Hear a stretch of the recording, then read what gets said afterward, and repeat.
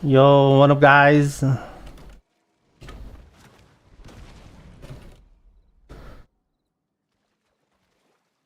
So, today I need to do Nightmare Dungeons only. Okay? That means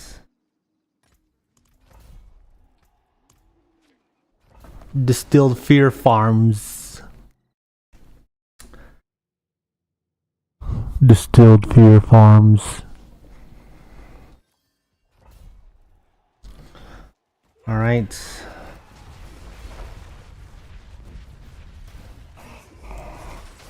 I need, like, actually, I don't even know how much Distilled Fears I need. But I know that I only get 4 Distilled Fears every time I finish the dungeon. And I think I need like 300 or something. So, with that,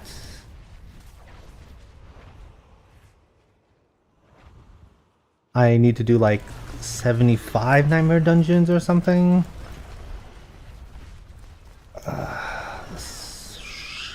That's a lot.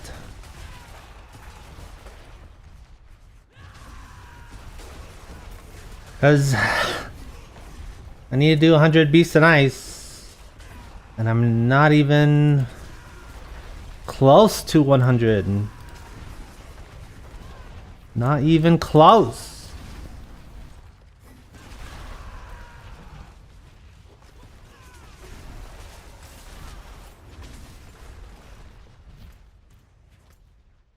Wait, oh, it's actually that way.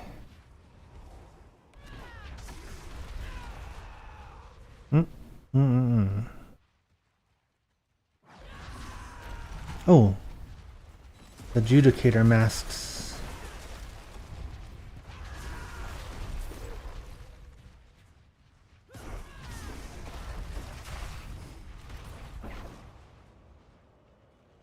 Wait, it's not this way. Okay. Yo! Biggie! What's going on? How you doing, good sir?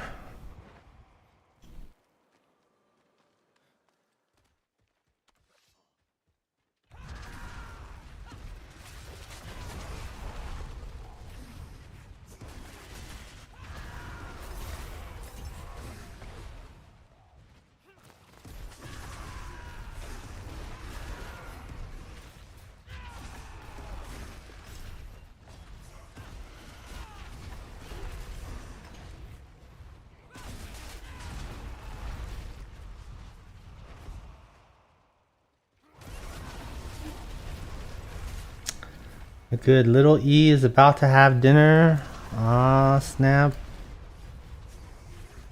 What's on the menu? Mac and cheese, French fries, chicken nuggets.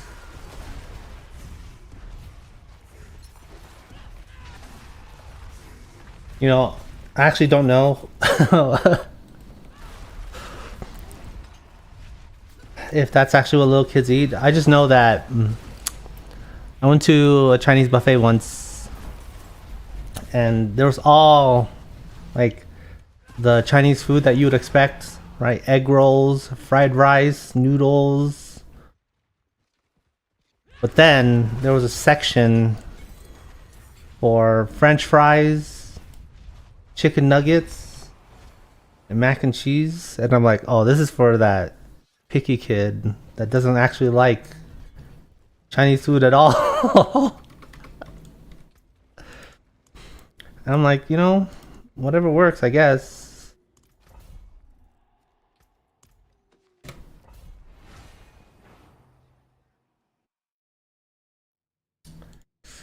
Chicken tacos with porota as the shell. Oh, I see.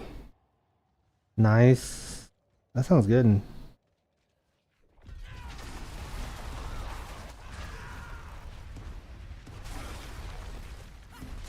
Can't go wrong with mac and cheese. Yeah, mac and cheese is kind of hard to mess up.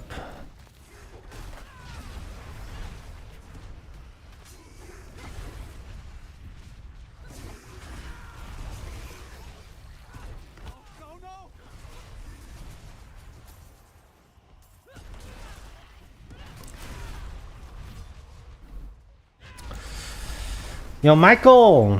What's going on, good sir? Hello, good sir! I appreciated the Lord Zir video. Ah, yeah. I'm glad you appreciated it.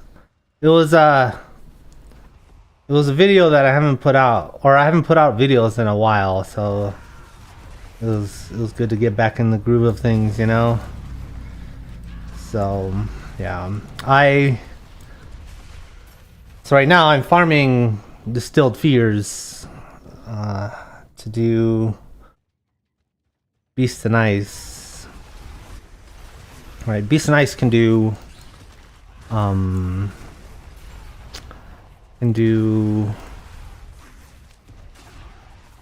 I guess can drop the Fists of Fate. So if I can find a 2 or 3 star one, that'd be pretty sweet.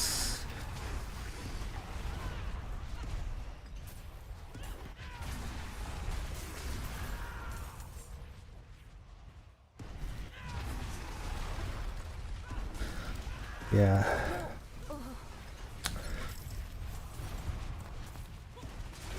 Yeah, I don't need to do Hell Tides anymore.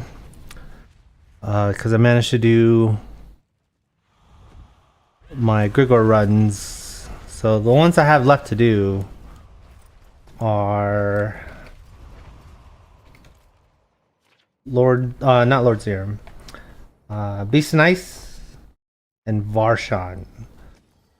So I might need to I do not know.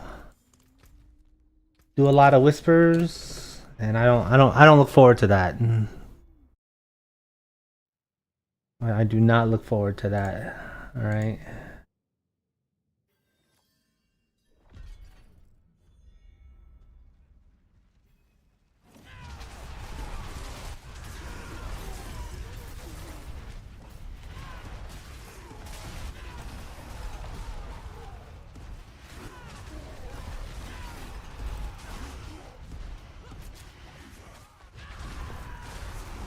But you know, it must be done for science. Oh, but I do have a lot of Tribute of the Titans, so I could do 100 of those runs and make a video out of it.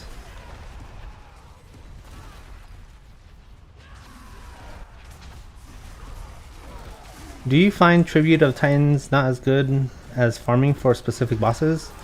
Well, the Tribute of the Titans does drop a lot of materials, but it's not really a focused farm.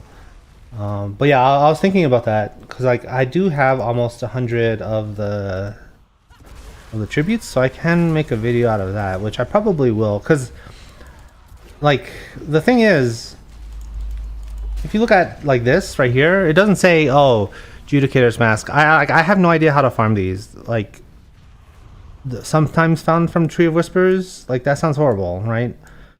And then right here it says, commonly found from the Undercity of Kurast, and sometimes found from the Tree of Whispers. Like, this doesn't mention Undercity at all. So, like, does the tribute like change that? I really don't know. So I need a there's some science to be had there, okay? I'll say that much. Let's just say that much, okay? There's some science to be had. Yo, Sven, welcome to the stream. Where can I find this build? Oh yeah, you like this build? I'm using a slightly modified version, but you can. There's the link. That's the build that I'm generally using.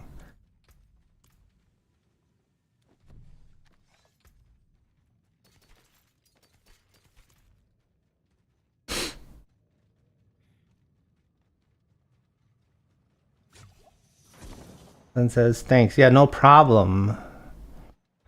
No problem indeed. Yeah, it's a pretty good build. I enjoy it.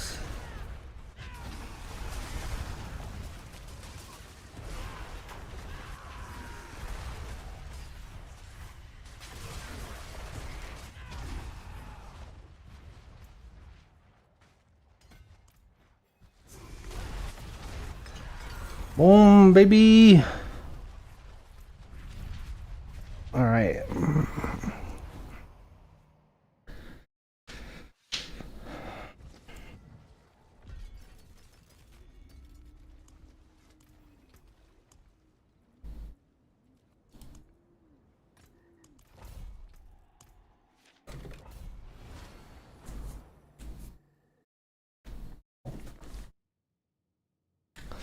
All right, so we're on dungeon number 4.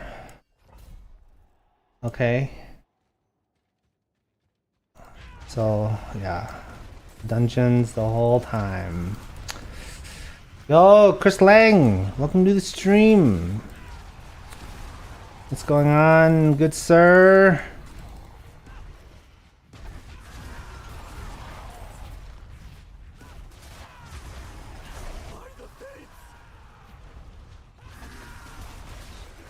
Yeah, yo, so I will say that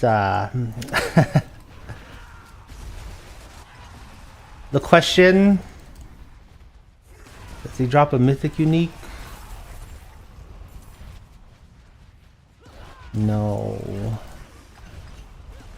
It's totally back, alright? I thought I wouldn't be able to do that in Season 8 because of the results I found on the PTR. Because Belial spawned like about 50% of the time. And I was like, oh, that's way too often. I can't do that. But from what I can tell, at least from that one run, it's about a 10% spawn rate.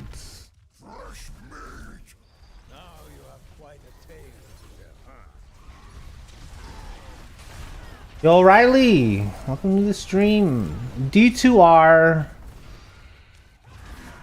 Right, D4.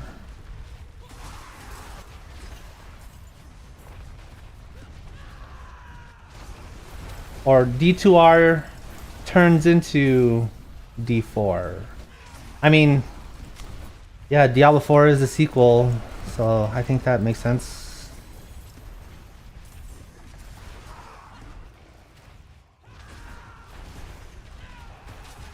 Basically, D2R is better than D4. You know, in some respects, yes. In other respects, no.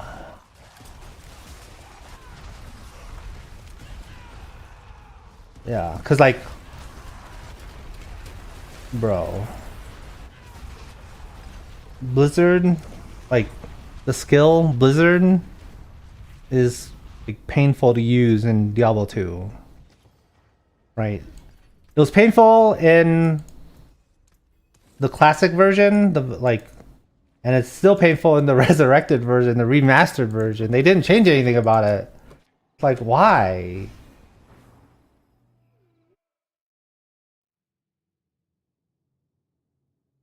So, in like that respect, right? And I think this is kind of analogized as well, right? Like the skills that you use, like some of them are implemented so poorly.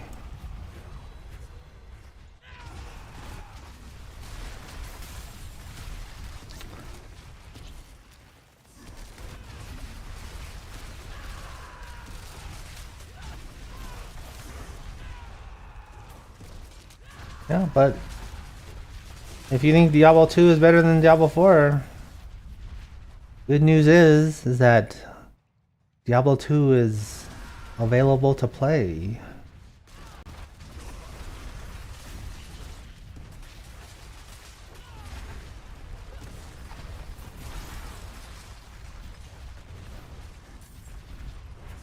D2 is more clunky and less stimulating, but more challenging and rewarding.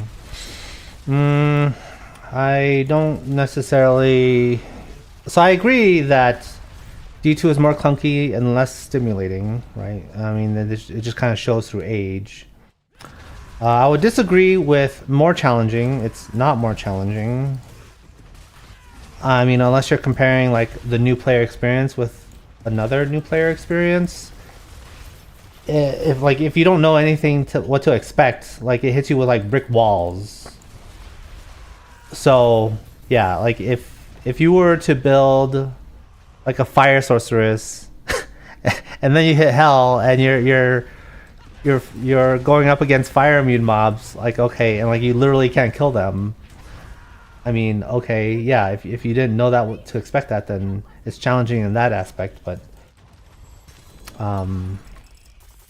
as far as that goes, no, I would say Diablo 4 is more challenging, mainly because there is a competitive aspect to it that doesn't exist in Diablo 2. So Diablo 4 has the pit, where you literally like compete against other players on who can do the highest pit right now. And I think the highest pit is something like 120 tiers out of 150 right now or something like that. So yeah, but the game is like what you make of it. So yeah, I disagree with Diablo 2 being more challenging. I mean, I've never thought of Diablo 2 as being a challenging game. So that part I disagree. More rewarding? I agree with that, yeah. I think if there's one thing that Diablo 2 gets right and that it outshines every single other ARPG, it's the rate of rewards that it drops. Diablo 4 hasn't really hit that. I think it does have the potential to hit that though, but it's not there yet. Yeah. The main kind of thing with Diablo though is, or Diablo 2, is that when it comes to the rewards though, it's pretty figured out already. So you know what you're expecting when you're leveling, right? You roll a sorceress, and then as you're progressing, right, you do the Black Marsh into the Countess. You do Countess runs for the glyphs. And yeah, like after 10 runs or whatever, you have enough glyphs for, or you can generally expect to have enough glyphs for your stealth and a leaf, and then you like vendor your, you vendor shop for staff and stuff. So yeah, like the pacing of the rewards feels really, really good. Diablo 4 is not there yet. Yeah. But it can get there. Yeah. But right now it's not there.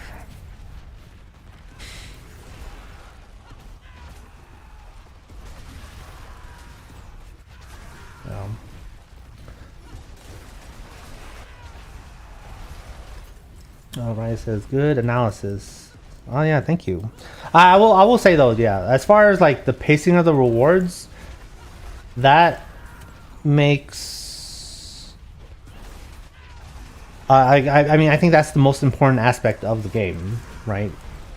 Is the pacing of the rewards. If you don't have that, like, there's no reason anyone plays anything. Have you done terrorized zones and played on single player D2? No, I have not. So every single video that I've done for Diablo 2 was done on Battle.net. So I actually, maybe with the exception of one video, I did single player, and it was on Players 1. But I have not played single player at all. It was all done on Battle.net. Yeah. I mean, if I ever start making Diablo 2 content again, I probably would either play single player or play non-ladder. Because, like, yeah, the ladder is just an economy reset, and it's mainly done for traders, you know. But I don't really play to trade. Like, I see trading as kind of like a necessary hassle to get the gear that I need to do, or get the gear that I need to get in order to make my videos. So yeah, I mean, there was one season where I like the season was released, and I'm like, there's nothing I want to do in the season. There's no new content, and I was like, yeah, I'm just gonna continue playing my existing characters because there's still some stuff that I want to do on my existing characters.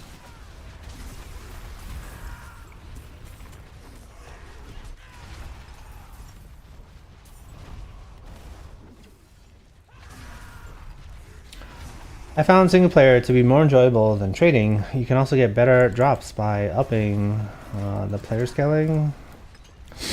Oh yeah, no, I'm aware of that. But yeah, I think a lot of players played BattleNet, and so that's just like what I did. Yeah, but like, I don't relish the idea of doing Kuros runs and opening like a single chest 1,000 times. Like that's like, what?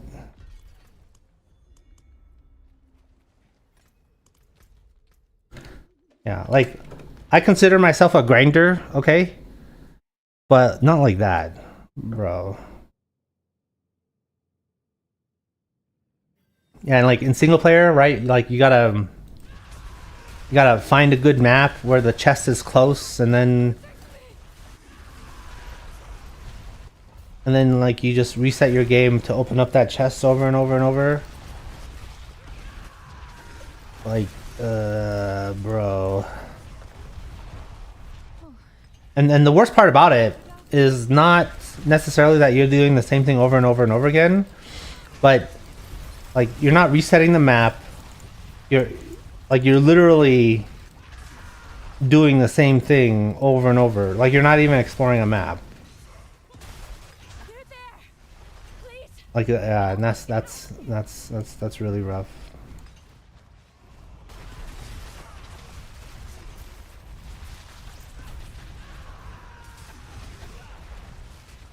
Yeah, but I will say, like, for when it comes to Diablo 4, the audience is way different, 100%. Okay, because I'll say in Diablo 4, to get your like a good amount of gear, not maxed out gear, because maxed out gear is like 3 stars on everything and 4 stars on everything, right? But I'm just saying, like, getting like the right affixes on your gear, and it all being ancestral with 1 greater affix, that is the same as, I would say, getting your budget gear in Diablo 2. So in Diablo 2, once you get your budget gear, like, you can actually like do a decent farm and stuff. There's another level of power that you can get to, which, you know, it's like the big boy rune words and all of that stuff, which, you know, it's enjoyable to farm for.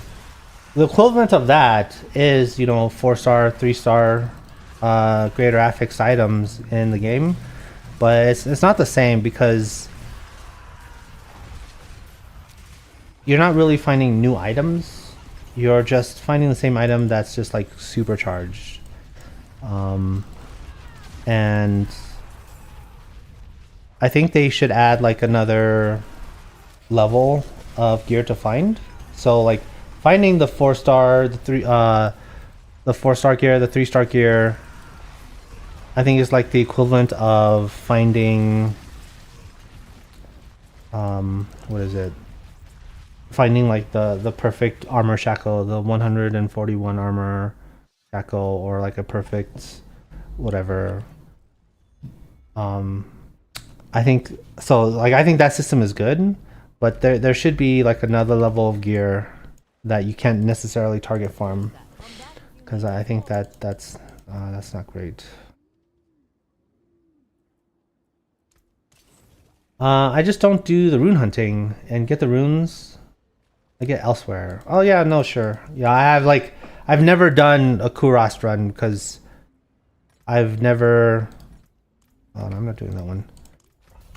Yeah, because I've never played the single player. But even then, like, just finding a good map and just running the map and like you're not even exploring, that reduces the replayability, so to speak, from like a yeah. And it's just like, oh yeah, you're just literally doing the same thing, playing the same level over and over. That's too much. Yeah, so that's part of the reason why I didn't really play single player all that much, because it's because of that. Yeah, like because if I did, then I'll probably look to find a setting where it would act like Battle.net, where every single game that you join, it like resets it, so you have to explore it over and over and over again. And I don't think that's how single player Diablo 2 players play the game. I don't think that'd be common.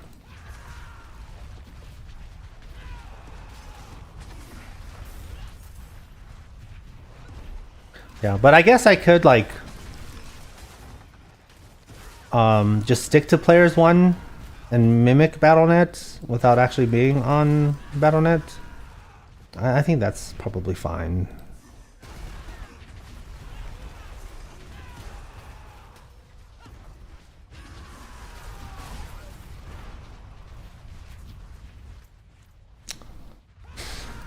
I did run Andario 15 times in a row with the same map last night. I normally don't do that though. I was just taking advantage of the terror zone. Yeah.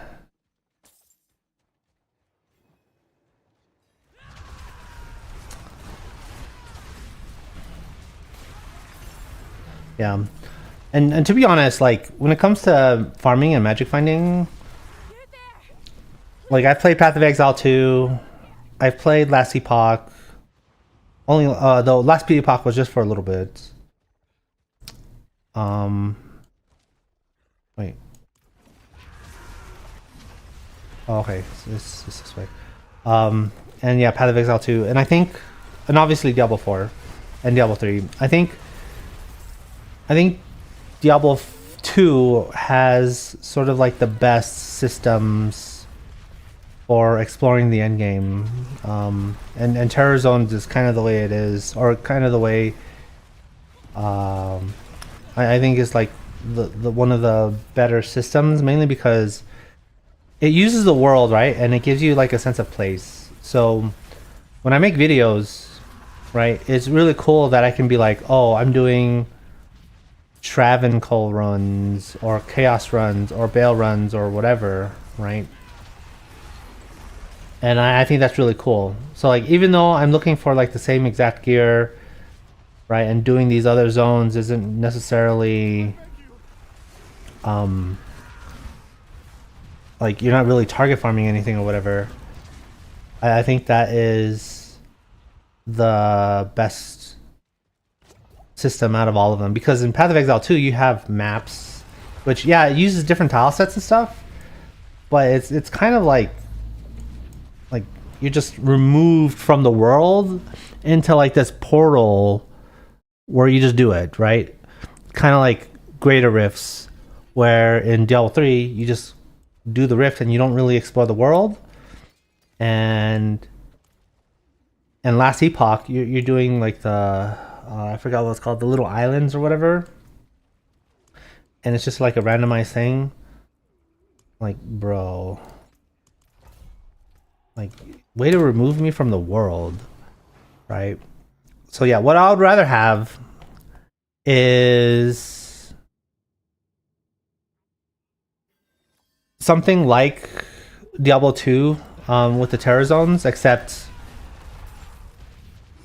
like you can choose your terror zone. So like it cycling through and like you just forced to do whatever map that you're just forced to do whatever map or whatever zone that it like tells you to do.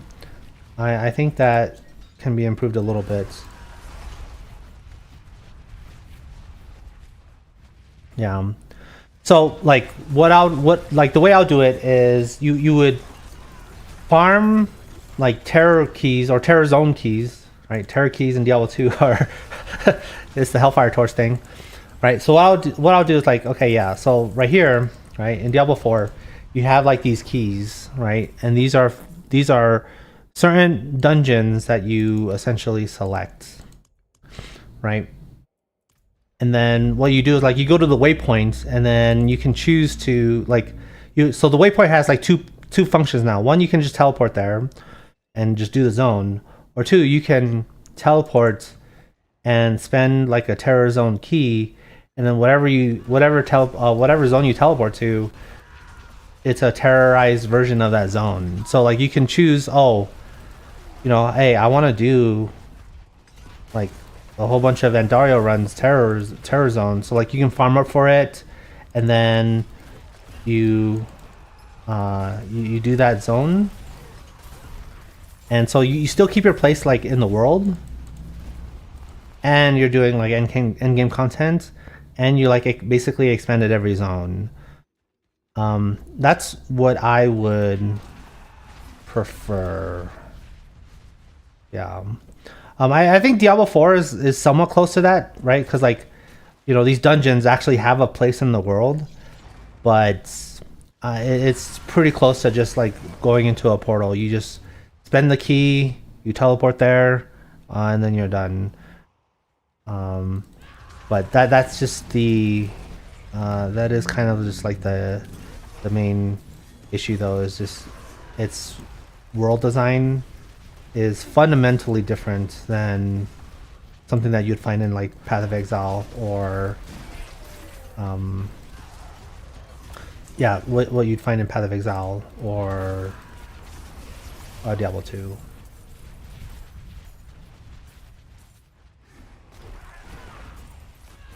Yeah. So yeah, but like like doing the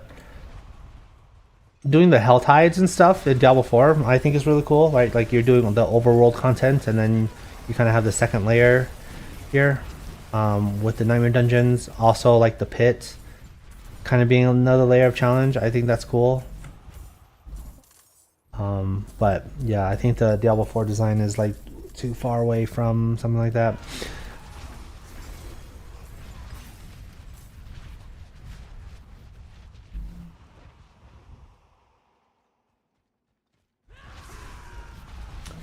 I find myself zoning out more when I play Diablo 4. Do you ever find the combat airy? I played Sork and Barb. So, I don't think so. I mean, like, when Diablo 4 first came out, and I was doing like 100 Nightmare Dungeons, right? It felt exactly the same as me doing like 100 Chaos Dungeons or 100 Bale runs or whatever, or 100 Countess runs. It feels exactly the same to me. I will say like the moment to moment combat in Diablo 4 is much better than Diablo 2, 100%. Yeah, I have no qualms about saying that 100%.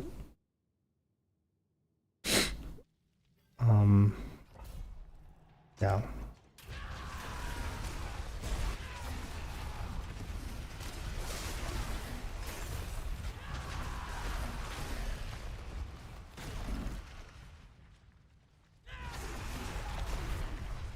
Yeah, I mean, one of the issues I think Blizzard has with Diablo 4 though is that they have a hard time keeping the power of the characters in check. So, like a lot of the time, it's like,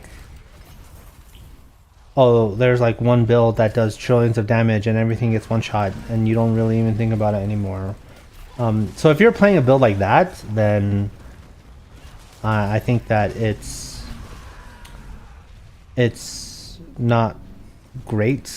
because unfortunately, in Diablo 4, when you're reaching that level, it oftentimes feels unearned, right? Like, oh, I spent the same amount of time farming what I would farm for budget gear in Diablo 2, but like I'm a god in here, so it feels unearned, right?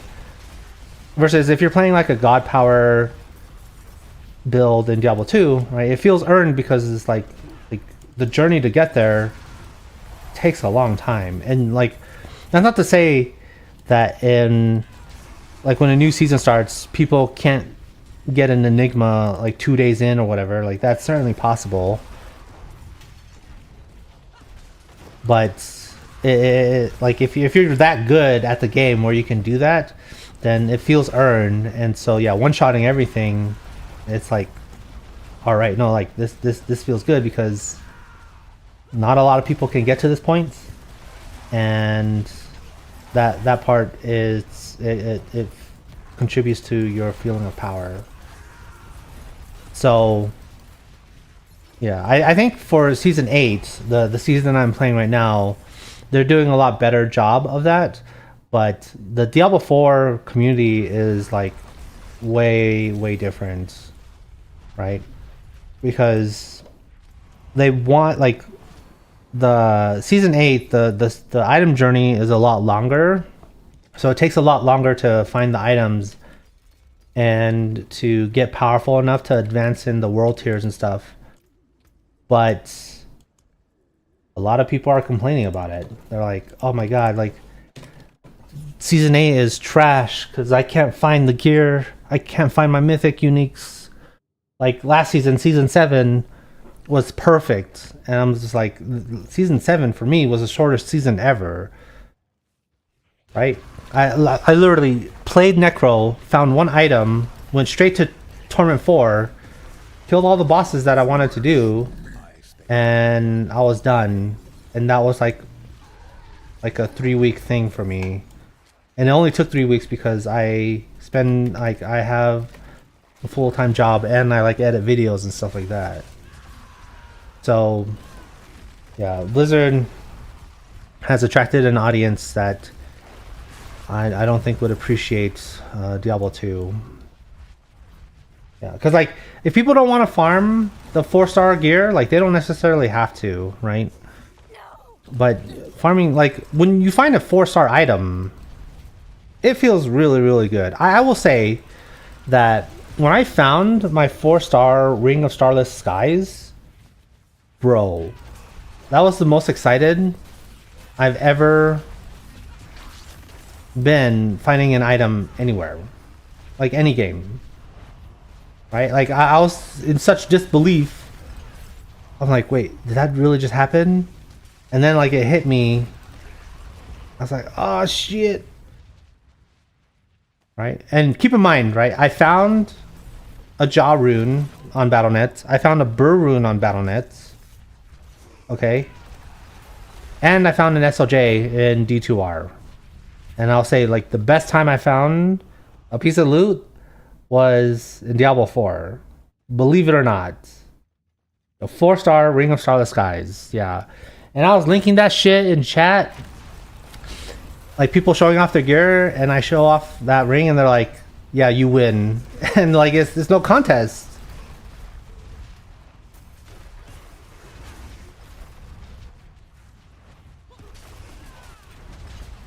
So, yeah, I mean, you can say that Diablo 4 is more rewarding, and I would agree with you, but the best moment that I've had finding any piece of loot was when I found that Ring of Starless Skies.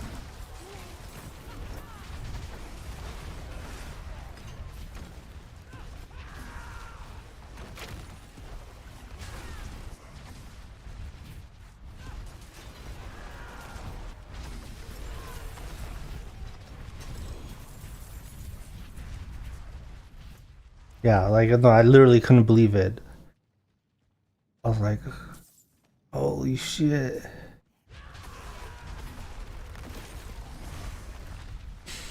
You're making me want to play D4.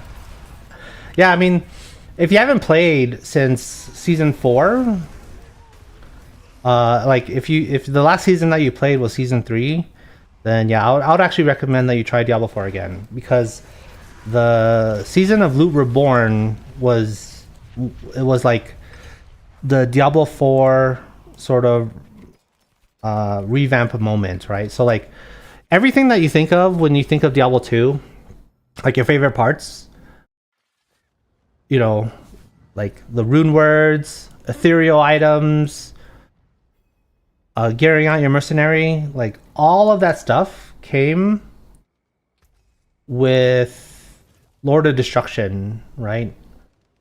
And Loot Reborn, I think, is kind of a similar moment for Diablo 4. A lot of good changes. It brought back the tail end of the loot journey, even though that it's not as good as, I would say, Diablo 2's. It's there now, unlike before, right? Where like if you found an Uber unique, or they're called mythic uniques now, but yeah, if you found a mythic unique, there was literally no reason to like farm a new one, and that was like a serious issue with the game. But with Loot Reborn, right, it's like, oh yeah, like no, you want to try and find, like, there's reasons to find more mythic uniques, even though you can't trade them, right? They can be a perfect version that's like significantly more powerful, you know. So it was solid. Yeah, it was for sure.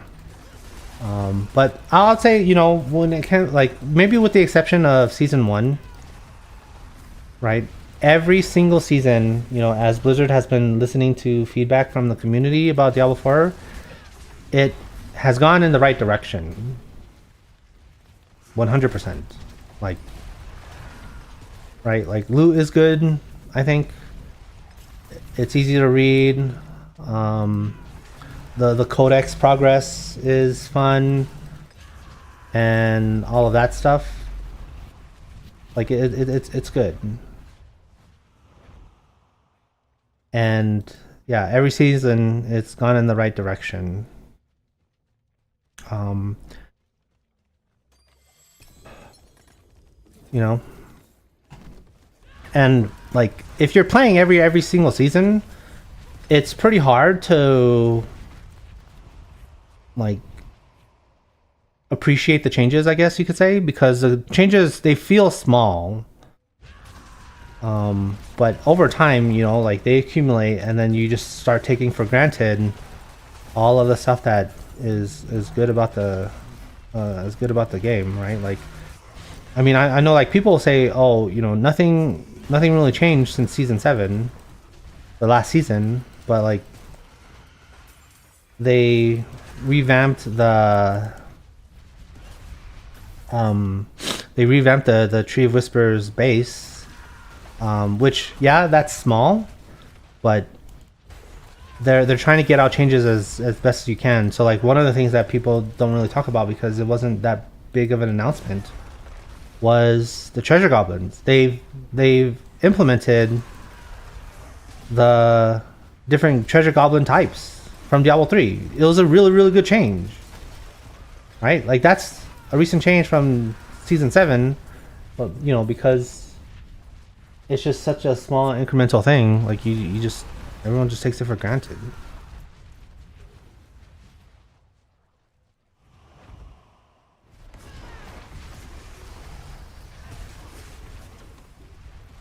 Yeah. And like in season 8, right? Like, yeah, they added 3 new bosses to the boss ladder and stuff like that. And it feels like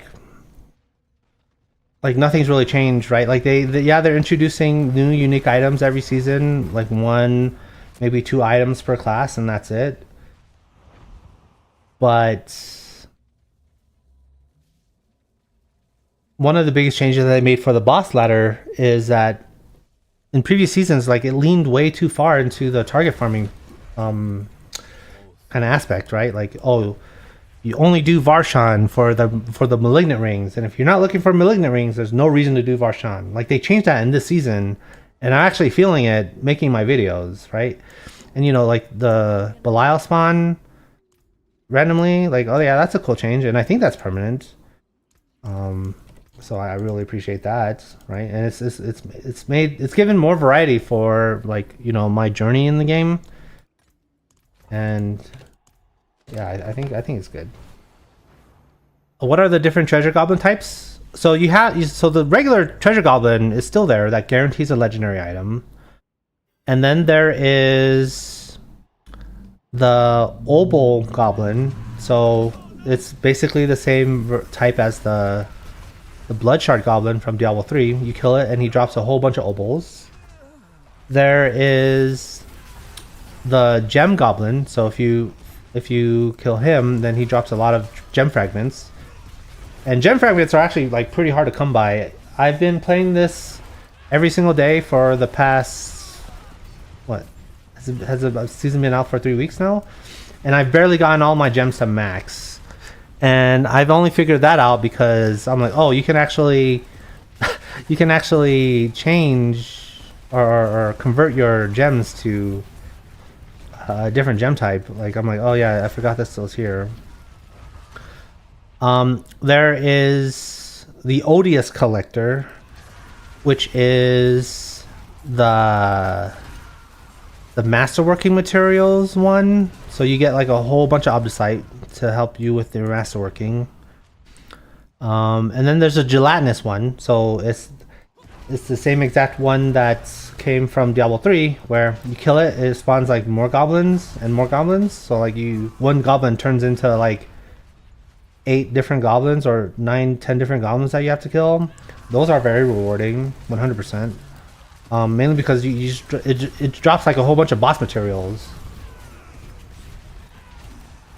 right? And then there is the one that I haven't seen yet, which is the Mythic Goblin, I guess you could say. There's an official name for it, but he's guaranteed to drop a Mythic Unique altogether.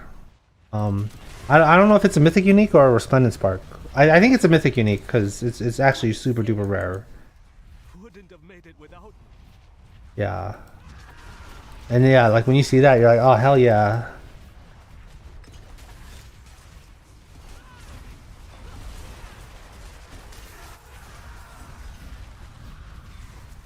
Yeah, but like, I mean, I'm telling you that, you know, every season the game's gotten better and better and better. But there are some decisions that they've put in where I'm just like, question mark. I don't like this, right? Like for the season, or sorry, for the expansion, they've introduced the Dark Citadel, which is effectively like a 4-player raid that you cannot solo. Like they literally put in mechanics that don't allow you to solo it, right?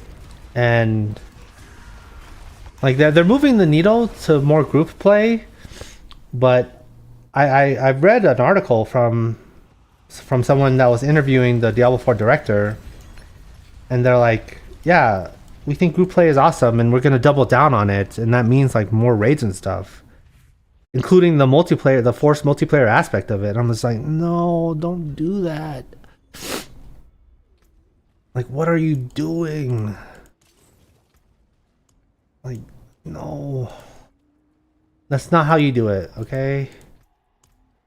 Yeah, so like when I read that, I was like, okay, I'm like, PoE's coming out in like 2 days. I like reading that article made me purchase PoE 2. I wasn't planning on trying out PoE 2, but reading that, I was like, bro, maybe Diablo 4 is not going in the right direction when I see shit like this, because like all the bad stuff that I was seeing in Diablo 4 like mainly came with the expansion, right? And I was like, okay, you know, when Diablo 4 was first released, you know, Rod Ferguson, he was saying stuff like, oh yeah, we're already working on the expansion and stuff like that. And I was like, okay, this is like questionable content. I don't think it's gonna do well. I tried it out. I don't really like it. Right? And like, this might be cope for me, right? But I just chalked it up to being like, okay, look, when they were developing Diablo 4, right, before they actually had feedback from the public, there was like a lot of confusion internally about like what to do and how to make the game.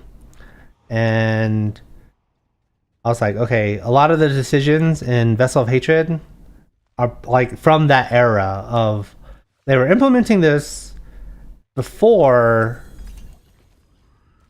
um before the feedback from the public was like was made like was made to them, and they were able to like synthesize that feedback, right? So I'm like, okay, fine. But when I hear stuff like um oh, we're gonna double down on the forced multiplayer aspect of the dungeon, I'm like, bro, like, are you listening? Don't do that. So, yeah. Trash.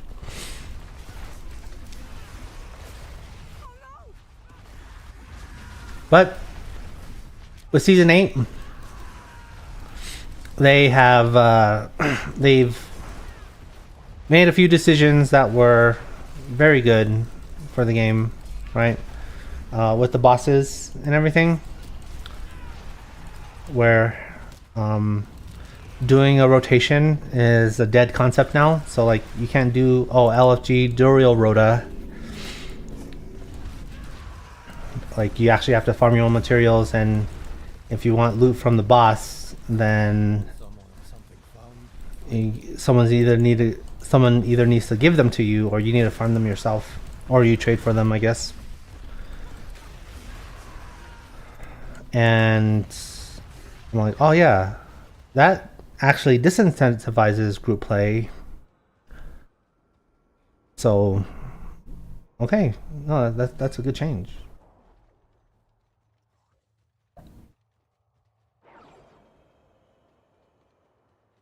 Wait, where am I supposed to go?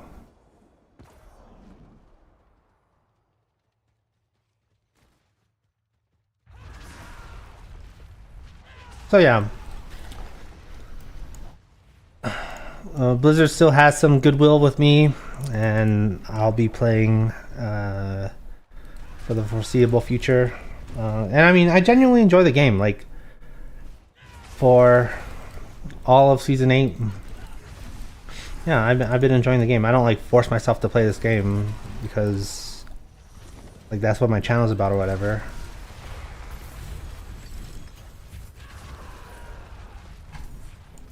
Oh wait, okay, hold on. Oh, that's okay. It's in the middle.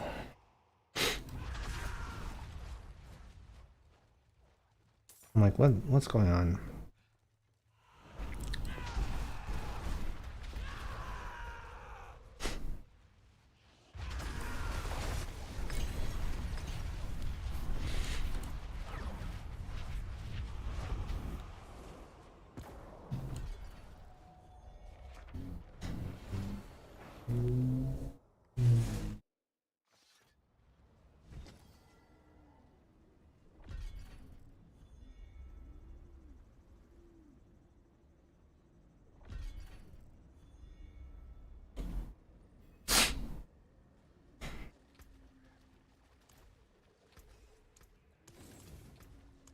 All right.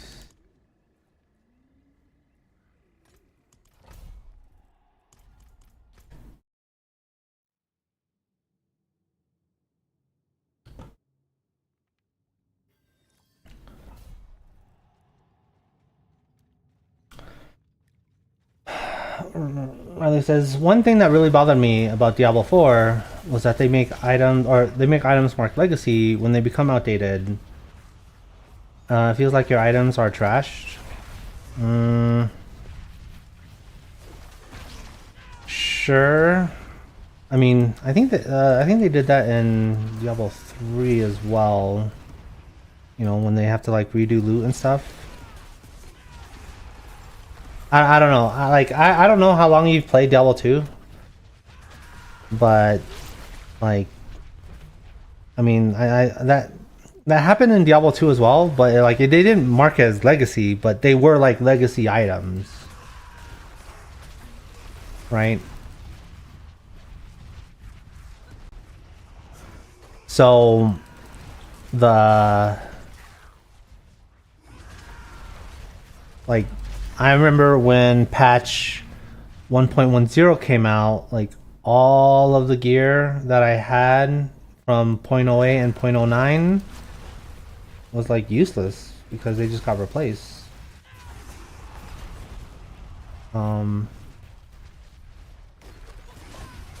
Yeah, so it is unfortunate, but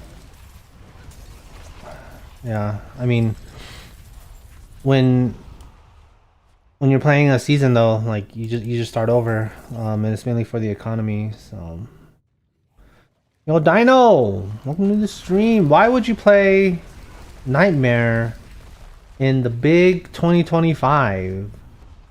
Yo, I'm doing Nightmare Dungeons purely for the distilled fears. All right, I need distilled fears.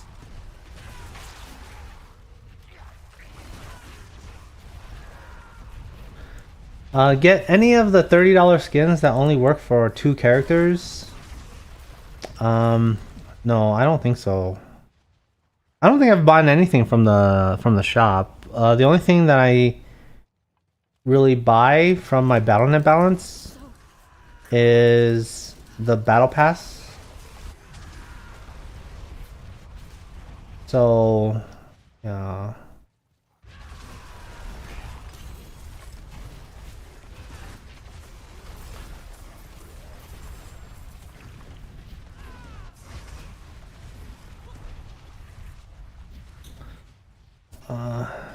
I came back from playing after a while. All of my items were red and it feels bad. I want my gear to be forever. Well, I mean, there's nothing that's stopping you from continuing continuing to use that gear, right? Like, because this happens in World of Warcraft, right?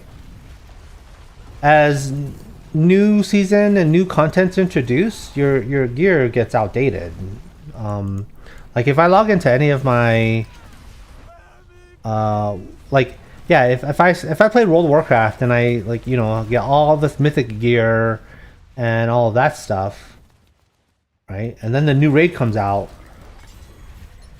My current gear, although it's not marked to legacy, it is obsolete. Like you have to get the new set. So in reality, you're getting like seasons with like extra steps, I guess. Yeah, like I don't know. It feels like it's the same thing to me. I don't really know. Yeah. Yo, Rage Quitters! Welcome to the stream. Hello, love your vids, smiley face. Hey, I really appreciate it. Yeah, I did take a little bit of a break making those videos because I ended my Season 7 journey really early. But now that Season 8's around, we're back, baby! Yeah, I think... So I have one video to make, and then what I think I'll do is I'll make another video going through a proper testing of the Undercity, okay?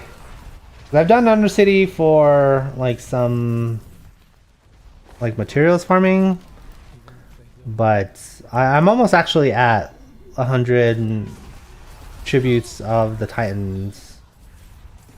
So yeah.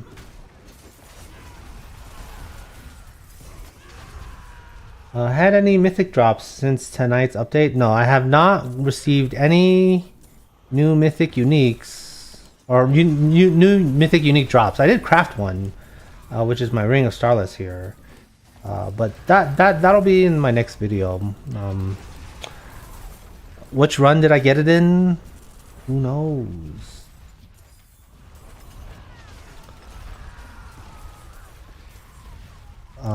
But yeah, I'll be working on that video this weekend.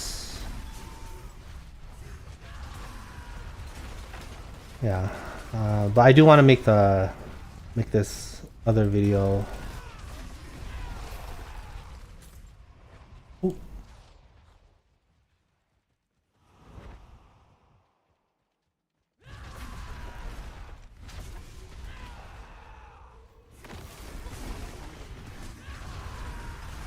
Yeah. So, yeah, I don't know if Crit Fiend, if you're still here, but your comment about the $30 skins, like, yeah, they are really pricey. All right. I'll say, like, when Diablo 4 was first released, all of the stuff in the shop was like, really, they're selling this? Like, who's gonna buy this? But then over time, like, bro, they've stepped up the quality of that gear, like, significantly. A lot of the stuff that's in the shop is really, really good. Yeah. The skin prices are insane. Yeah, like they're really expensive. And like what Griffin was saying, right? They only work for 2 characters. Yeah, like that's kind of the worst part. It's like, okay, I mean, yeah, my favorite class is sorceress, but like, bro, I'm gonna spend $30 and I can't even use this for every season because I don't play sorceress every season. Like, okay. Range Critter says the Lord Eater skins are amazing. Yeah. I mean, like, yeah, like a lot of the skins, they're really good now. But I don't know if that was like something that they did intentionally, where they released like the crappy skins in the store first, and so that way, like they got pressure off of like the microtransaction store or whatever. And I'm like, I don't know, but I think things would have been worse if they released like these super good skins at the beginning. I don't really know. I guess we'll have to see. Yo, Dominic Kazama, how you doing, good sir? Welcome to the stream. How much damage are you doing with that barb the most? I don't really pay attention to the numbers that much. I think the largest that I've seen is 30 billion. But like I said, I don't pay attention to the damage numbers that much. I focus on the materials. Okay? Yeah.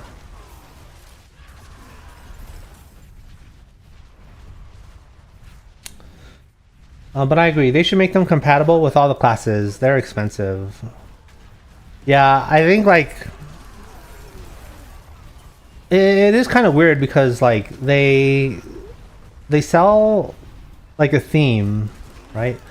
But it doesn't seem like the themes are all released at the same time, so they can't really build the bundles, which would sort of make sense, right? Like you can't do the Lord Eater skins for all of your characters if they haven't implemented them into the game.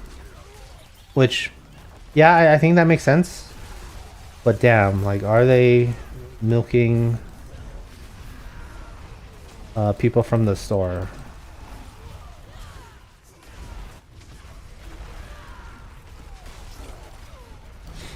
Wow, nice. I can only do 7 billion. I don't know how to do more. I try everything.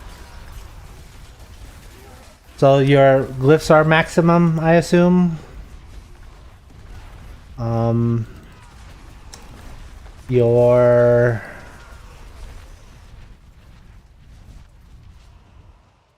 gear is optimized, I assume?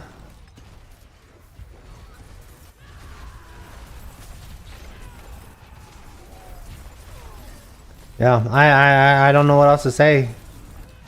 I am just simply following a guide and I max out all the multipliers.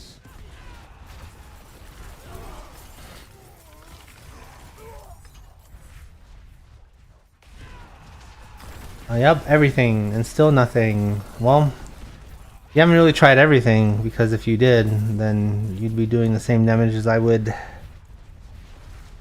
What I would recommend is go to helltides.com, right? There's a little tab on the top that says Pit Leaderboard, and you can filter for your class, right? And I'm assuming that you're playing Barbarian because you're asking me about my character. And from there, some of them will actually showcase their gear and their Paragon board, and then you can find the differences there. So that's what I would recommend if you're looking to do more damage.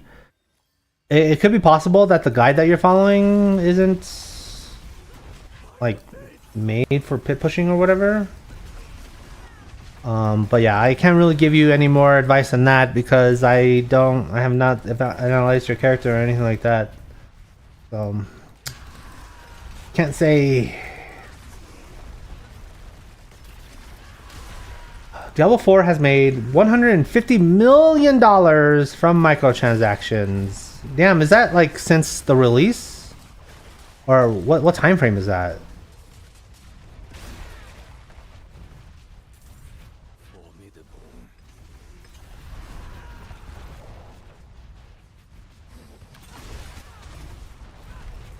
Because, wow, that is quite a bit of change.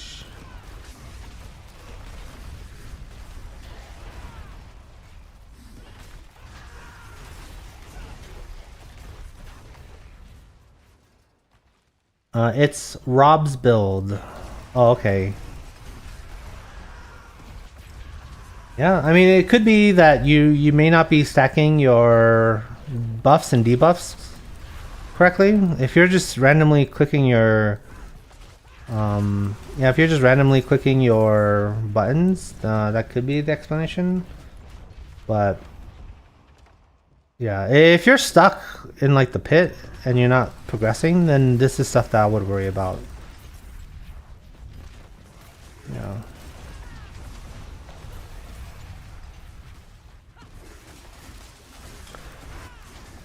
It's made over $1 billion in total. Yikes. Damn, that is a lot of money, bro. Yo, M-Tab! How you doing, my good sir? Welcome to the stream. My offer from last time still stands. Alright? Yeah, no, I knew you were gonna say that. That's why I said it before I saw your message, or before you typed. My offer still stands. $5.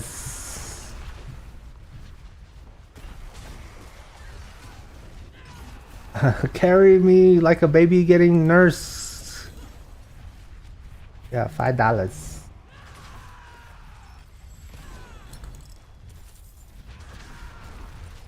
Love your channel, bro. Oh yeah, no, I appreciate it. Thank you. Yeah, I made a video. Getting back into those videos, doing the editing. It was pretty relieving. I was glad to edit again. Cause yeah, like it might sound weird, but doing the editing is kind of a break from like playing the game. Yeah. Love your guides too. Oh, you know, actually, I haven't made a guide in a long time.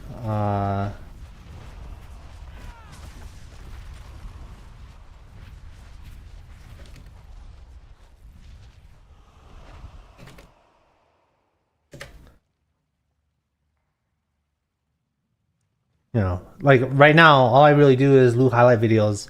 However, I will say that in my loot highlight videos now, especially like my last one, I am trying to put more tips into it, and more science. More science. It's your fault. I'm balls deep into this game. What? Would you say that I influenced you? I'm like an influencer. Yeah. Yo, Lord Hudson. Long time no see. Where's the shaman? Okay. What do you want? I want you to guess. All right, and it's one of two options. All right, either the shaman, he dead, or he's still alive. Which one is it? Yeah. Sometimes says, yeah, bro, when you got that mythic.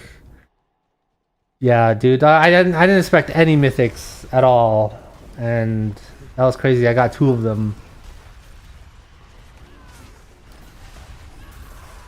Hudson says, lol. Yeah. Guess. That's right. You were rolling hardcore. Yeah. So, is the reason that I played or that I stopped playing World of Warcraft on the shaman is the reason because he died, or that I ran out of time and season 8 essentially came out?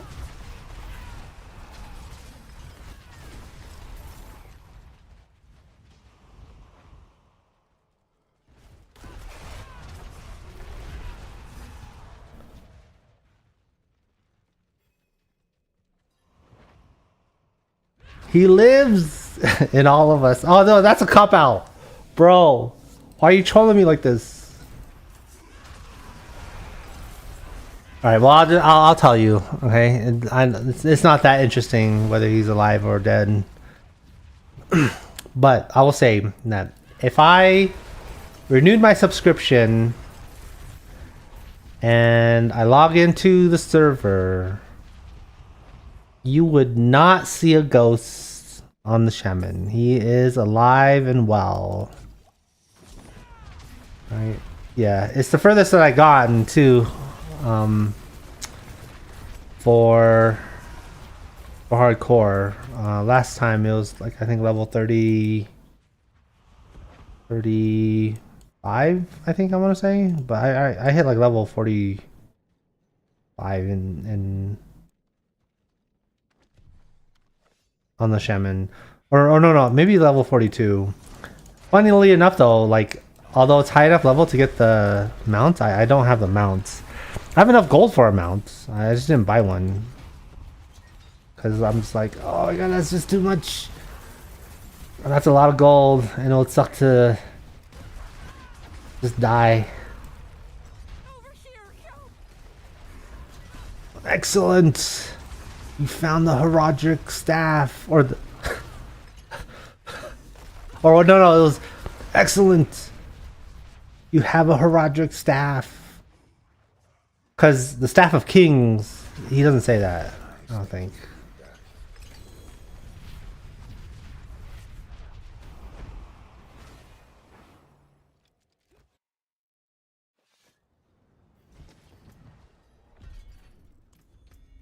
All right.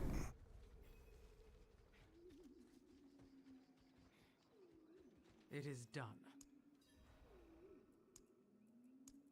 Feast, lamb, feast. What? Oh, okay. I did get a few malignant hearts.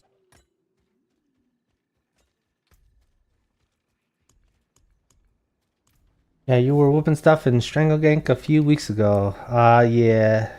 Except when you're playing hardcore, there is no PvP servers. Like PvP is like super disabled. So yeah.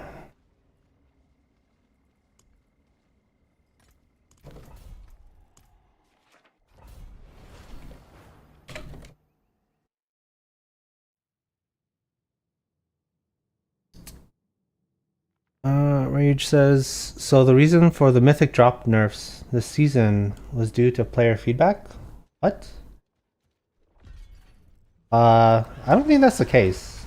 I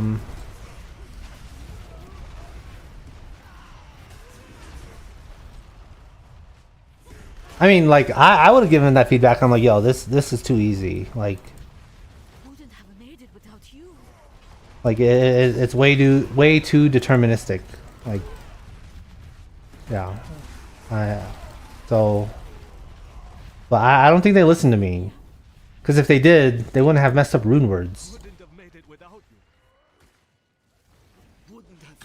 Or it says, thank goodness, I would last about 2 days for people how they fought back in the day. Oh, yeah, like... no, like when I say super disabled, like, even on normal servers, it's more restrictive on PvP than normal servers. Because in a normal server, like, if you hit someone that was flagged for PvP, that would automatically flag you for PvP. Right? But in the hardcore realm, that's not the case. Like, if someone flags themselves for PvP, and then you hit them, you don't get flagged for PvP.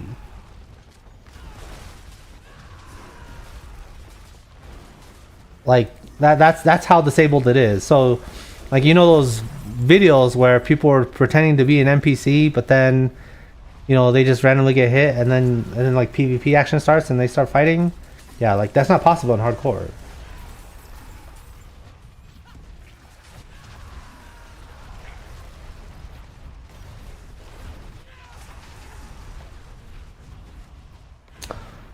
Imagine being the guy whose job it is to watch YouTube Switch to figure out what players want out of the game. No, that's Adam Fletcher. Like, that's his job. Being a community manager, 100%. You need to figure out what people are saying, like browsing the forums, the Blizzard forums, the Reddit forums, looking at Twitch streams. Like, yeah, 100%. That's his job.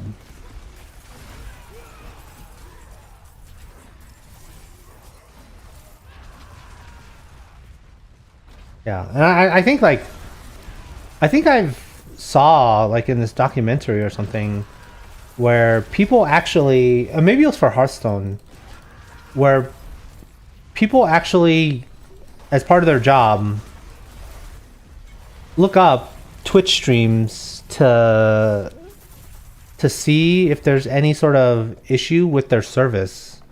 So, like, if people are experiencing lag or whatever, then a Twitch stream is actually really good to, like, sort of confirm that. It's like, oh, he's having these issues.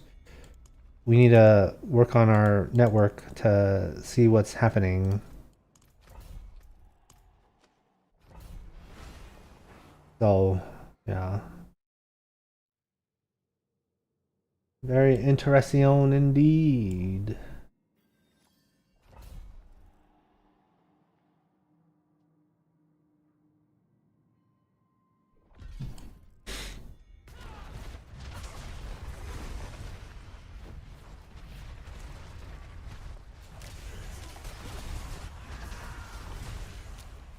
Alright, destroy the idol of the Overseer and the Seaborn Goddess.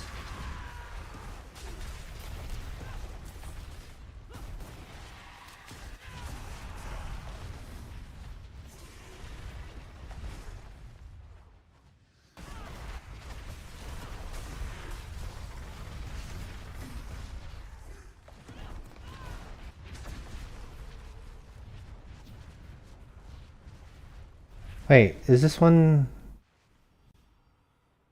Rash? Okay, no, I'm not. I'm not doing this dungeon. Why did I choose this dungeon?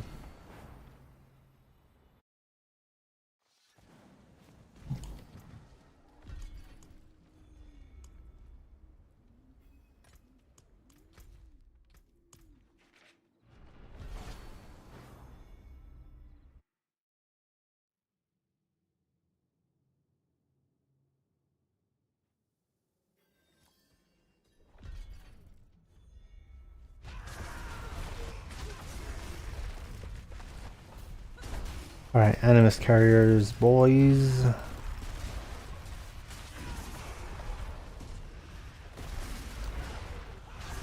Epic, we'll keep up what you do, brother. Alright. I appreciate the support. Yeah. I was doing research, and I was thinking about maybe adding TTS to my stream, but I don't know if I would be able to handle it. I mean, I don't get donations or anything, so I wasn't thinking about doing TTS for donations, but I was thinking about doing TTS for just all the chats.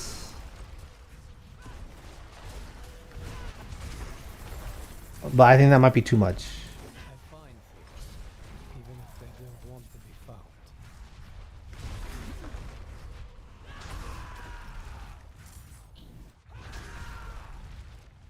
Yeah, I'll have to think about it. I have no idea if maybe I'll try it for one stream. I'll set it up TTS chat and then try and have a conversation like that.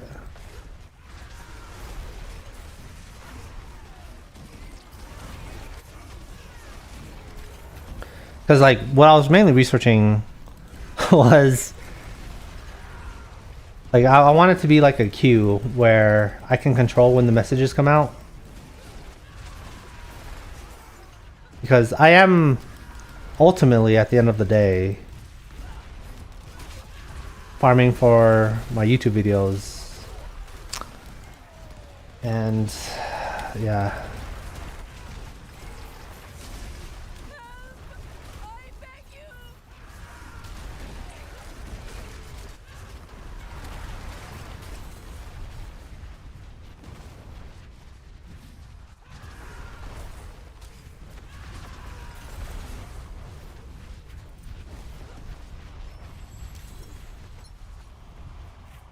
Alright.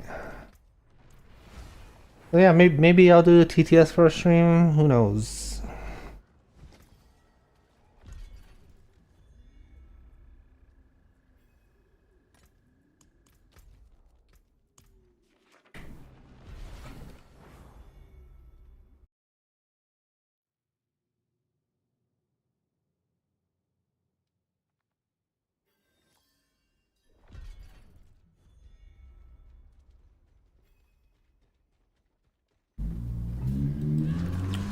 Alright, let's see.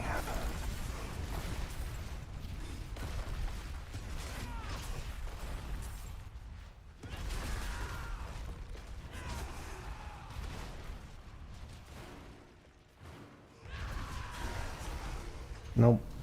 I don't want to do the event.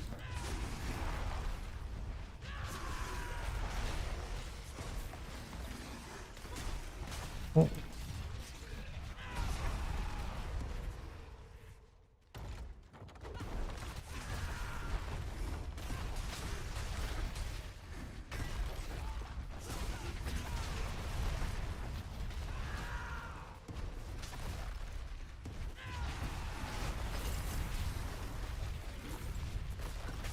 Boom, baby. Oh yeah, open up that bookcase.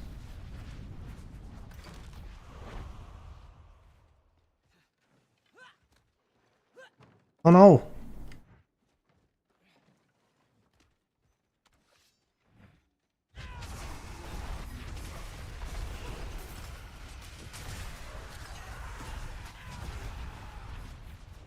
Alright, I need to destroy the skeletal constructs.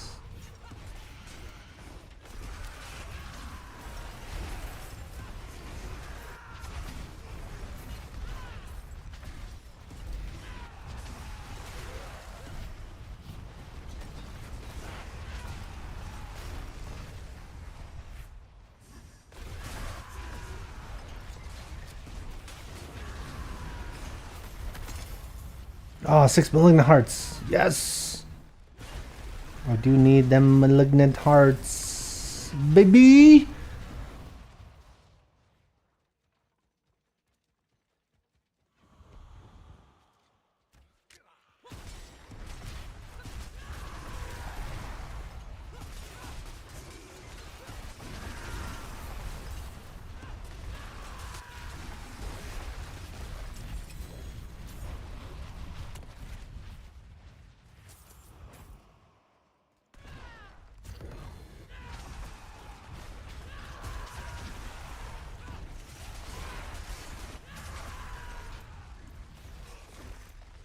Where? Oh, okay. It's over here, I guess.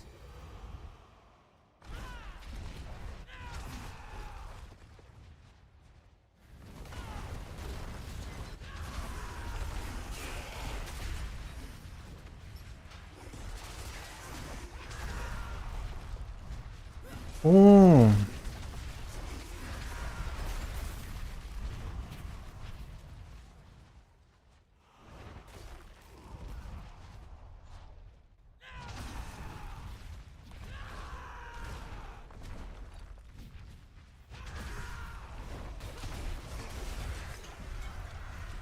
It says, will Fut Eaters get a mythic tonight? No. Or maybe. Yeah, baby! No, I'm not getting a mythic unique tonight. Bro, okay, if I get a mythic unique, that'll be the first time that I found a mythic unique outside of the boss ladder. Alright? And yeah, so it's basically impossible, okay? Basically impossible.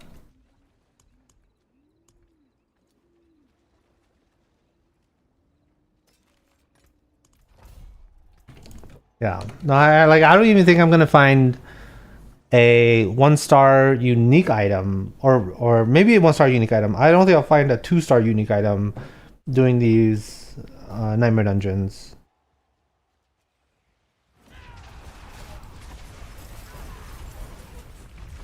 Bless you.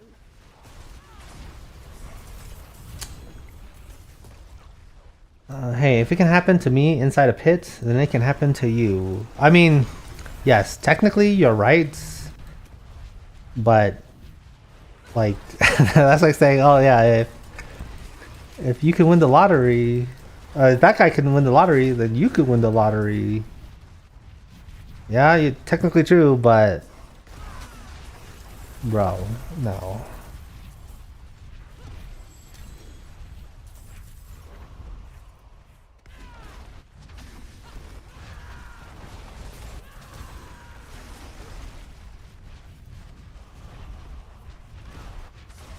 Yeah.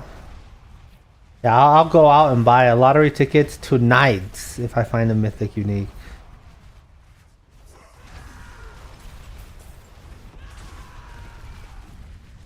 Okay, because in my experience, right, finding the mythic uniques are not evenly distributed. Okay, like even in the last video, I found the mythic unique like two of them within like 5 runs or something like that, or 10 runs. It was close together. I didn't get one in the middle, and then one at the end. Both of them were at the end.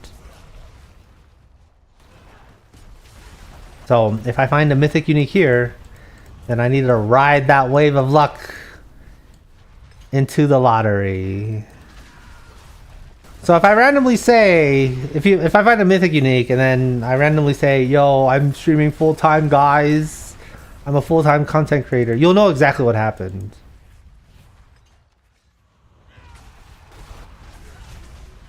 You will know exactly what happened, okay?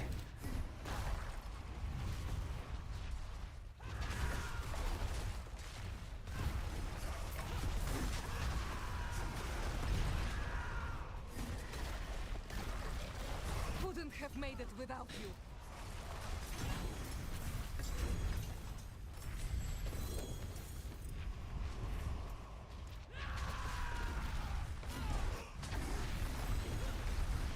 Ooh, a Lithrune. Ah, yeah, baby.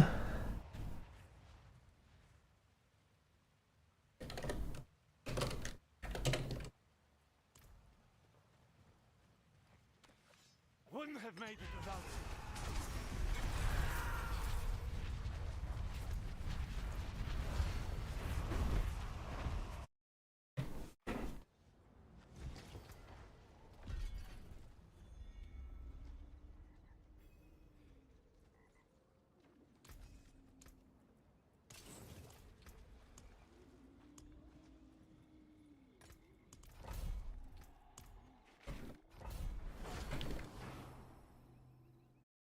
See, it's happening. The luck is starting to grow. Oh yeah, I mean, I guess that is like the first noteworthy item that I found today. But yo, like, yeah, I'm just here for the distilled fears. Okay, I don't even need the Obdicite. Like, yo, look how much Obdicite I got. 143k Obdicite, bro. Yeah, so I can pretty much perfectly masterwork my gear to whatever I want. No problem.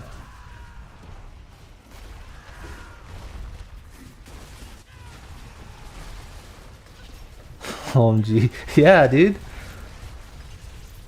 That's what happens when you do nightmare dungeons, not for the Obdicite, but for the distilled fears.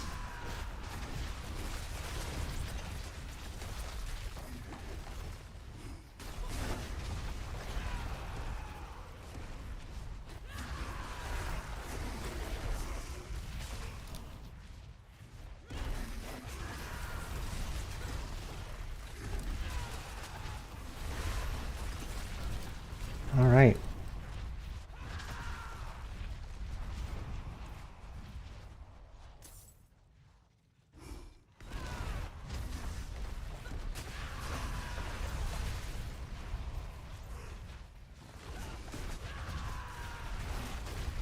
Slay the infested villagers.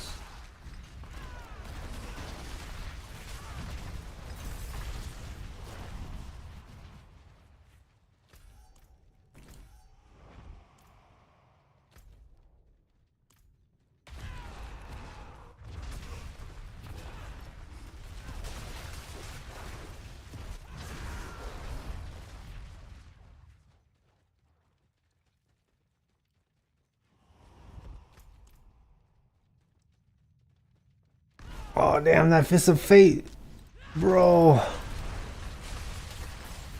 30 billion gold.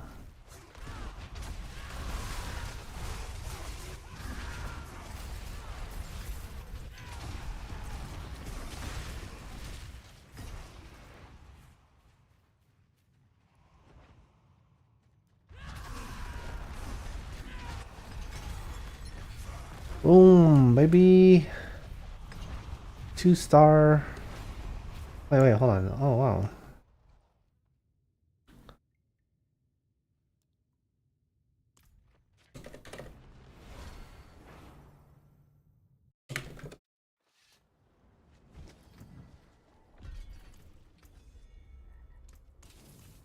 Yeah, too bad. Don't need it.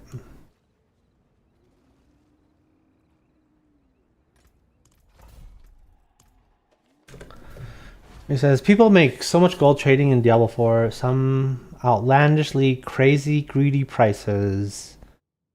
Bro, it's all supply and demand, alright?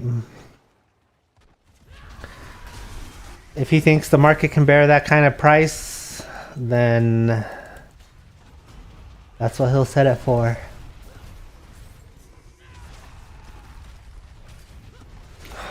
I mean, that happens in Diablo 2 as well, right? Like, you just see people getting all sorts of stuff super early, super crazy prices.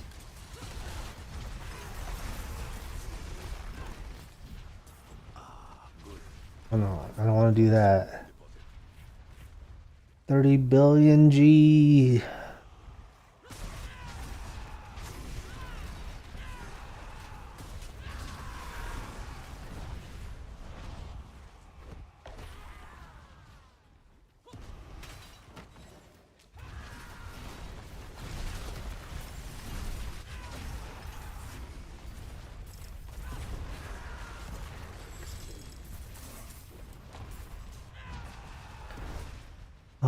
Probably why I'm always broke.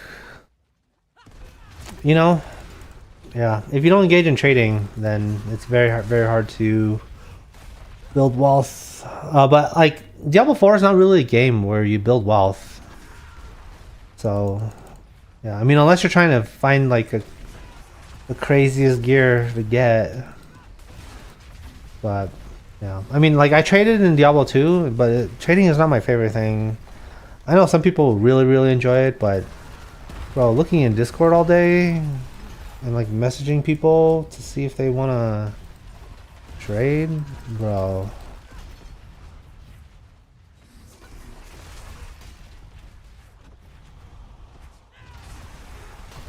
Like, who wants to do that? Look at a spreadsheet all day or whatever.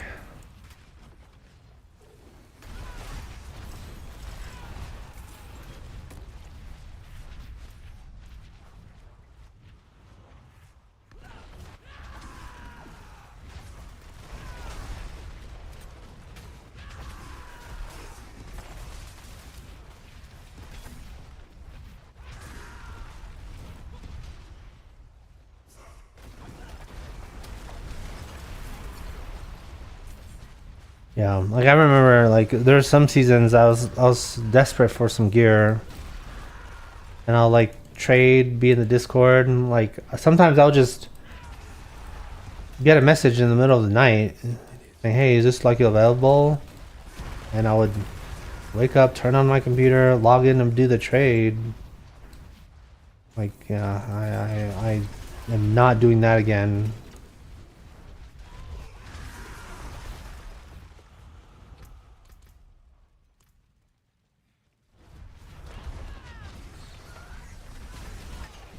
Yeah, no, yeah, that was trash, 100%.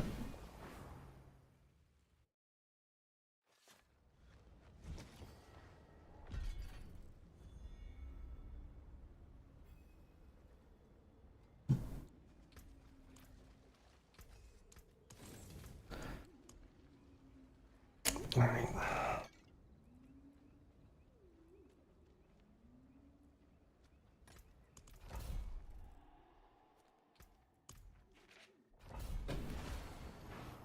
Bro.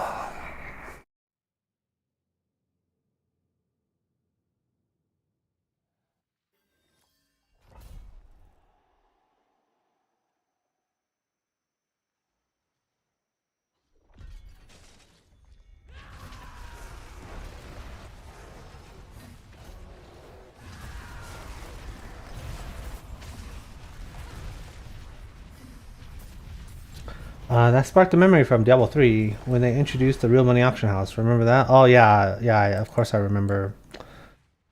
You know, so like my girlfriend was playing Diablo 3 at the time, and like we were playing together, and she found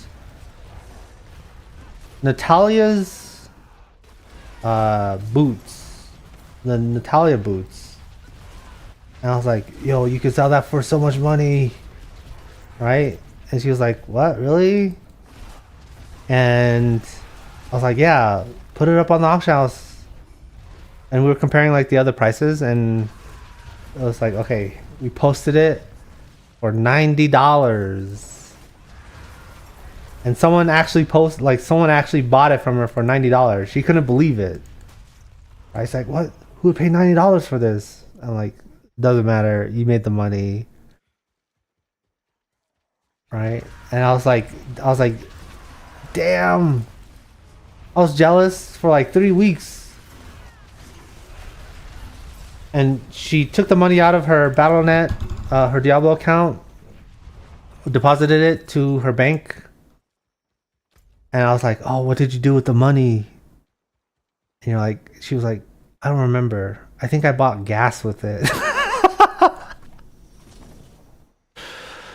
So a sick item from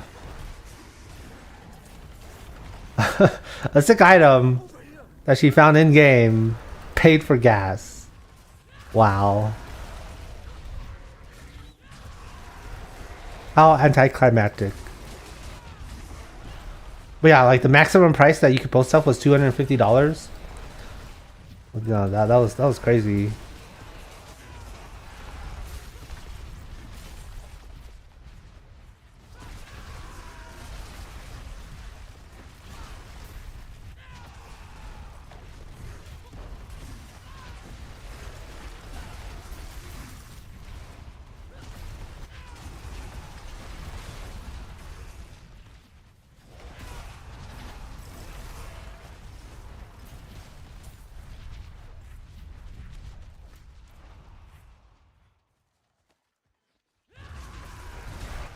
Yeah, I would have been like totally okay if she bought like maybe a game with it or something. But no, it went to gas.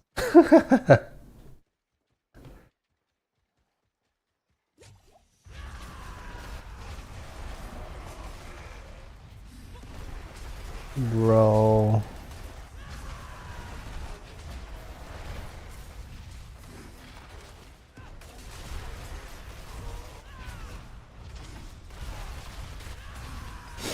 Isn't it still a thing in China? I read somewhere it's the only place that has it. I am not sure. That would be interesting if China is the only place that has it. Hmm. Yeah, I don't know. Why would they? I mean, I read the little blog posts that Blizzard put out on why they removed the auction house, and it all made sense. All about like short circuiting the reward loop in the game and all of that stuff, and it made sense. Whoa.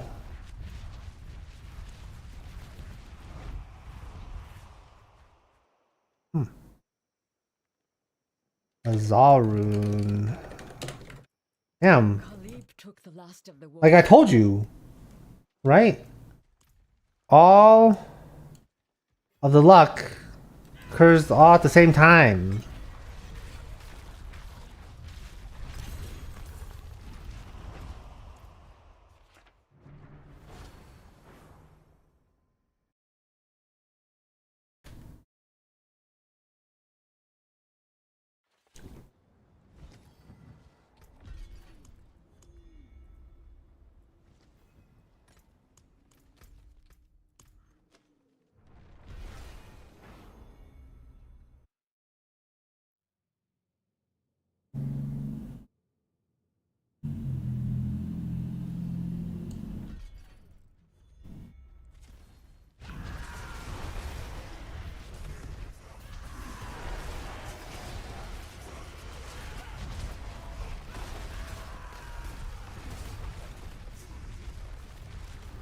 Wouldn't have made it without you.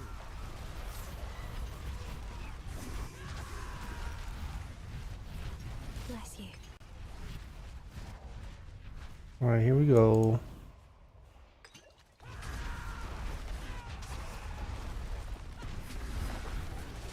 Yeah, I mean, that would be really interesting if the auction house was still active in China. I mean, Diablo 3 is not really a popular game at all. Maybe it is in China, but there's no one making any decent money in China. And if they are, then I would definitely want to read about that or investigate that, because damn, that sounds crazy.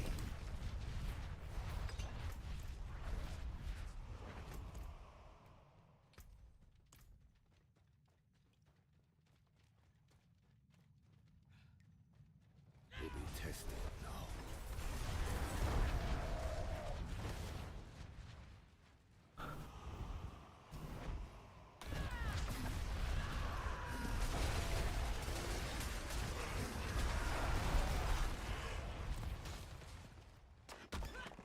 Oh, what?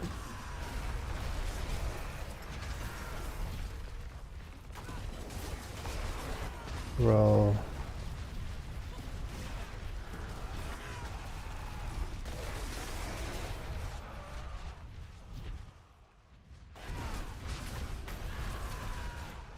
Alright, where's the stone carving?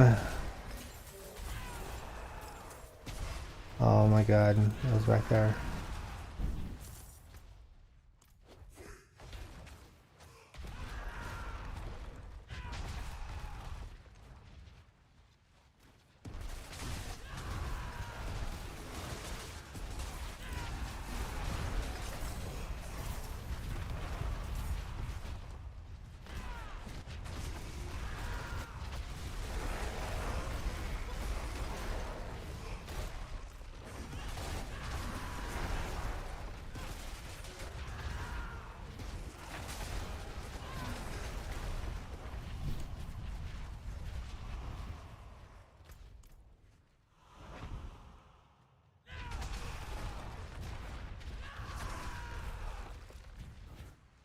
roll.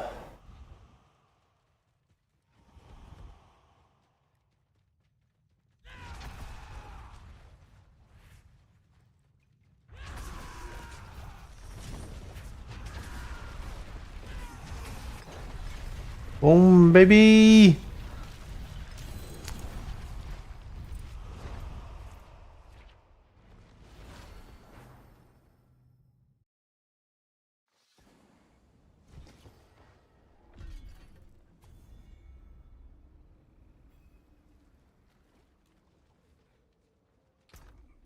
Oh, I missed out on 6 exquisite bloods. You know what's crazy is that I always read, or rather, when I played Diablo 2, I always thought about like, oh my god, what what about the loot that I missed because I wasn't looking hard enough? How many times did I miss out on stuff because I was blind? Right? And I'm like, am I really not missing anything? But it turns out that I do miss stuff.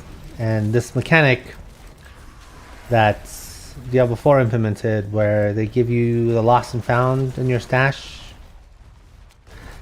a good indicator of how much stuff you're missing out on.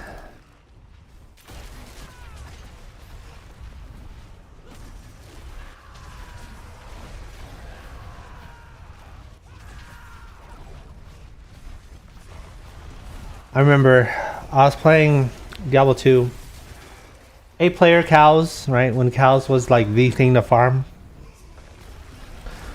And everyone like cleared the cows and I was like late, and so I was just getting the leftovers, and it was fine because I wasn't really looking for the best gear. I was looking to refill my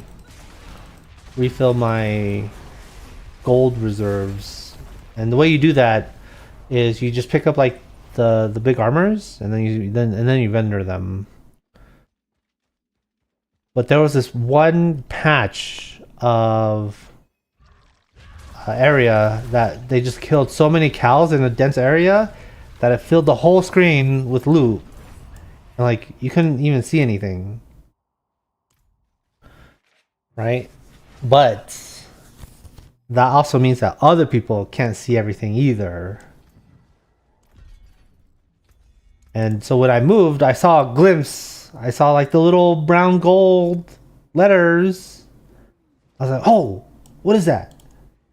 So then I moved slowly, and sure enough, there was a unique item there that was an amulet. And it turned out to be Amara's. I was like, ah, hell yeah. I never experienced that again though. But that's a cool memory. Yo, AVY, why not? Welcome to the stream. How you doing, good sir?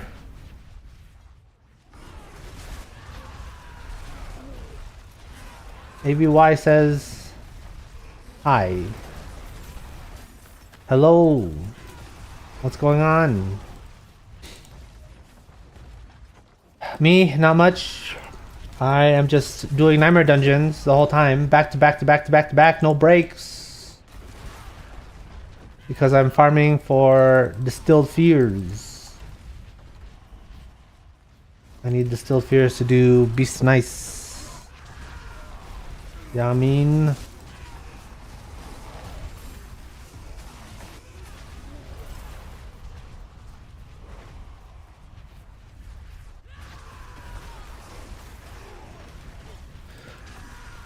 ABY says, just got the DLC. Do runes make a diff? 100% they make a difference in terms of your character power. 100%. Yeah. Because like half of my character's power wouldn't be possible without the runes. I mean, I'll say like runes as a kind of like as a system leaves a lot to be desired. But in terms of giving your character power, it's definitely there, 100%.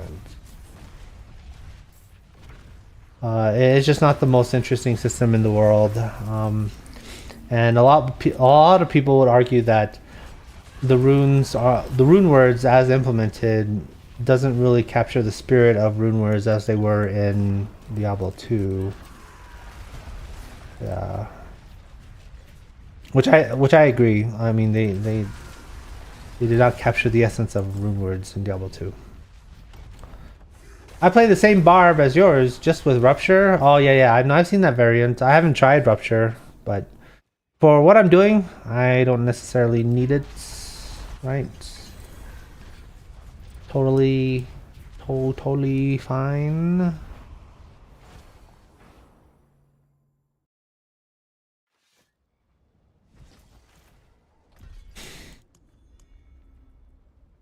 Oh yeah, you were playing barb without runes. That is very interesting. But yeah, you get access to a whole bunch of stuff now. So I hope you enjoy that.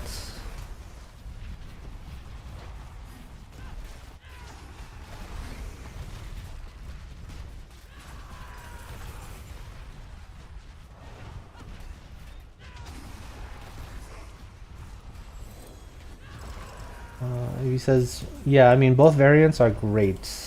Yeah. Yeah, I'm really enjoying the build, for sure. Although Barb isn't the strongest class in the game right now. Oh, Treasure Goblin, baby.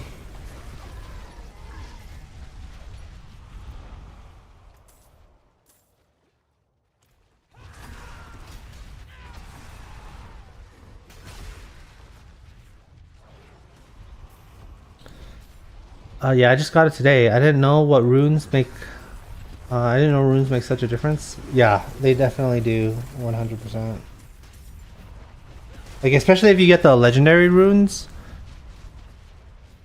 Like, it just boosts your character's power so much. Like, I can tell you that my character, when I was leveling it, it did not... It wasn't able to, like, complete past Torment 1 for a while. Until I got a back rune, a legendary rune. And once I got that, I was able to go straight to Torment 3 because my barbarian was doing so much damage. I was spawning so many earthquakes.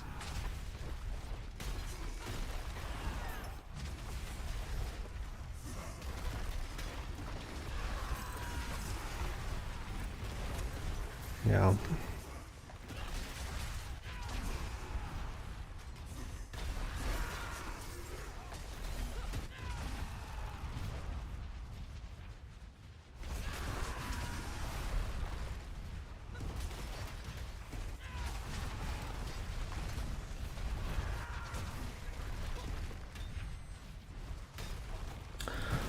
What's your opinion on the new patch? I didn't think so. Personally, when I was hearing all the changes from the live stream, the Diablo 4 developer live stream, that I was like, oh, I was really excited for all the changes that they were doing in terms of like adding all of the new bosses and revamping the boss ladder, the whole Bilal thing. I was personally excited about that just because it helps with my YouTube channel and makes my videos more interesting, and therefore makes my journey more interesting. But I thought that was kind of a niche position because I didn't think that a lot of people would like the patch. But I think the patch is actually, I think the changes are really good. Like they're really good permanent changes, right? One, they got rid of the, like the rotation. So that makes it so that you have to work for your gear a lot more. I think that the gear was like way too easy to get and way easy to carry everybody. So that, I think, for a lot of people has made the journey to getting your perfect gear a lot longer, and I think that's also really good. I know that some people in the comments of some of my videos, they've complained about season 8 being really slow to acquire gear, and how like in previous seasons it was a much better pace, and that's like the preferred pace. But I disagree. I think the whole item progression journey is really important. So I think that's a really good change. And then they've made all the bosses more interesting to do, because they changed it so that you have to, or you can summon the boss without spending any of the materials, and that allows them to essentially make the bosses a lot harder without risking without risking pissing off the player base by, you know, having them spend their materials and not being able to kill the boss. I think that's really good. So it gives Blizzard, the developers, a lot more freedom to you know, make people care about the mechanics of the boss, you know. So I think those are really long term, in terms of the long term health of the game, really healthy. Those are like, you know, eat your vegetable moments, you know what I mean?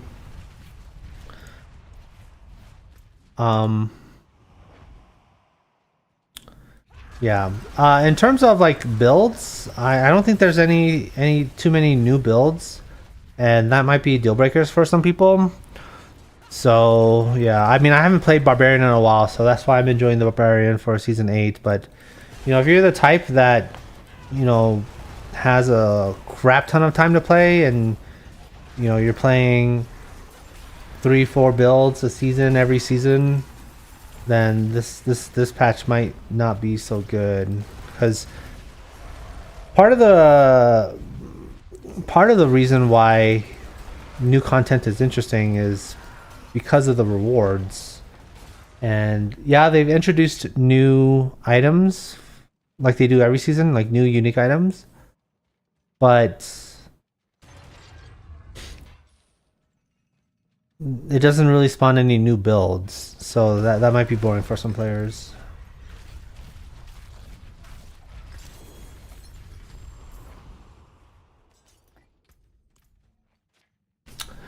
He says, yeah, I like it. I like that it's really hard to get stuff. I mean, I got the Mighty Throw Sword unique for greater affixes, and I really want to sell it so I can get the boss items, therefore get the stuff that's missing in my build. Oh, yeah. Oh, congratulations on the 4 affix Mighty Throw Sword. Damn.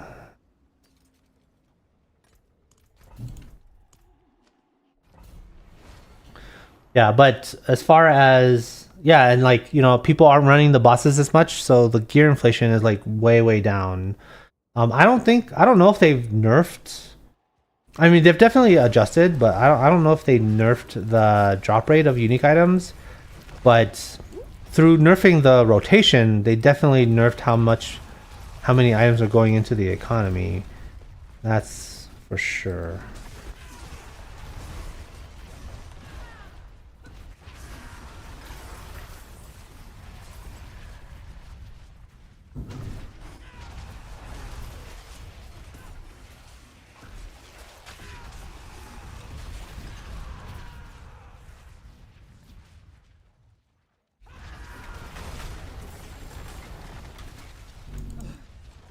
The buzzing. The incessant buzzing. Constantly. Everywhere. Yeah. So I think those changes are really good. So I have a positive impression of season 8, but I don't know how much that'll translate to everyone else. Yeah, because the reasons why I like season 8 aren't necessarily reasons that other people like season 8, mainly because of the boss thing. But you know, some people, they're just all about the reward, right? And you're not really getting new rewards. But the loot change is really good. The where like you can still sort of target farm, but it's much less of a target farm, right?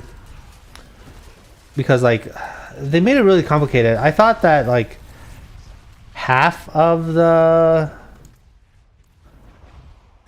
drops would be from the target farming pool, and then the other half be from the general unique item pool.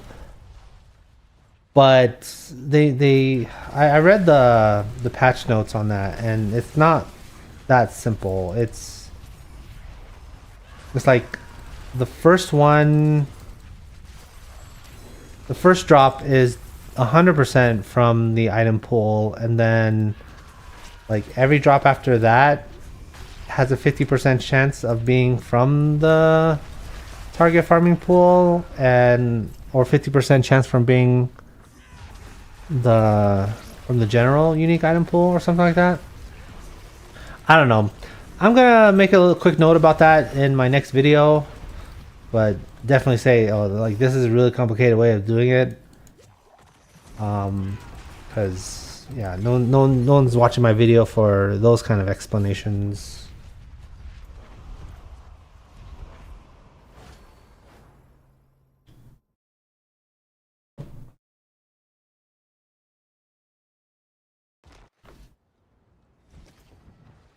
All right, let's see here.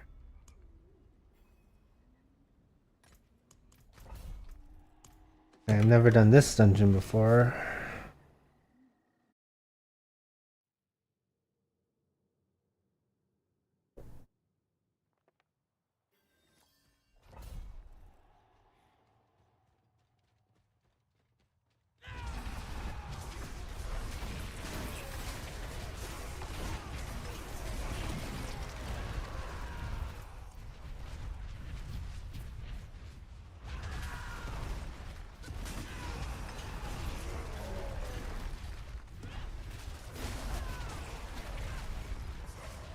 I feel like a good amulet is hard to get. Oh yeah, if it's a legendary amulet and you need like plus skills to something, the amulet is the hardest one to max out 100%. Like you're not crazy there. That is 100% true. Because like first of all, the amulets, their pool of affixes are like I think the biggest out of any other piece, right? Like it's even hard to get the occultist to get an affix that you want, because on my build, right, I need 2 passive skill ranks. One that is either heavy-handed or counter-offensive. And I can't even get the occultist to like change into one of them. Like I can't even get it to do that. Like wow. So yeah, and the main reason is because the pool of affixes that you're going through is super big, and I'm pretty sure that they're not all equally weighted either. I'm pretty sure that some of the more rare ones have a lower weight, and like you're getting more of the crappy affixes all the time. Yeah.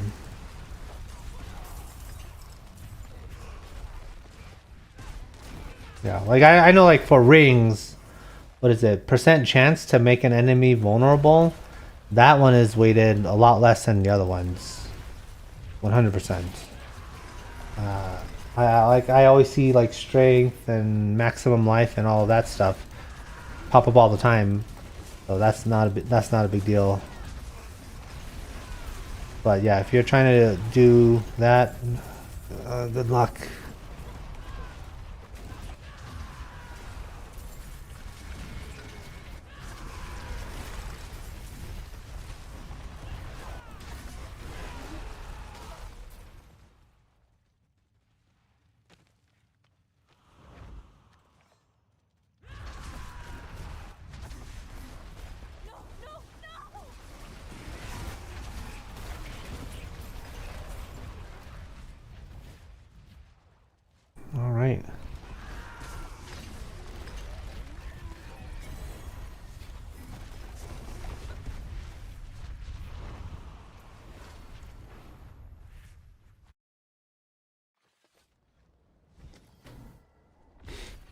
How can I help?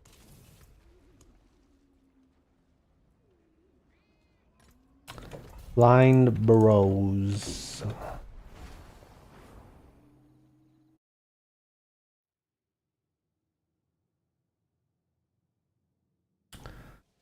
Are you grinding upgrade mats? No, I don't need upgrade materials. The amount of obdicite that I have is now at 154k, so I don't need obdicite materials. What I need are distilled fears. Okay? Although completing dungeon doesn't show you that you get distilled fears, you get distilled fears at the end of every dungeon. 4 of them. Like watch. Alright, so I have 33 here. Right? And so when I'm done, you'll see 37. Right? And it kind of sucks that like you don't ever get bonus ones, which is kind of strange. But you know, it's totally fine. I think this is Nightmare Dungeon 34, if I'm counting this right. Yeah. What does Beast and Ice drop for you? So from the target farm pool, he drops the Fist of Fates, which I don't really have a good pair, so I'm using the Relentless Berserker one. But it's not about what loot I need, okay? I'm strong enough to do any of the content that I want in the game. What I need is to do 100 Beasts and Ice for my YouTube video. So that's the true goal, or that's the true reason why I'm farming Distill Fears, is because I need to do that guy 100 times. I need to kill him 100 times. Yeah. So if I don't get like Fists of Fate, like an upgrade or whatever, no, it's totally fine. I don't need that. But yeah.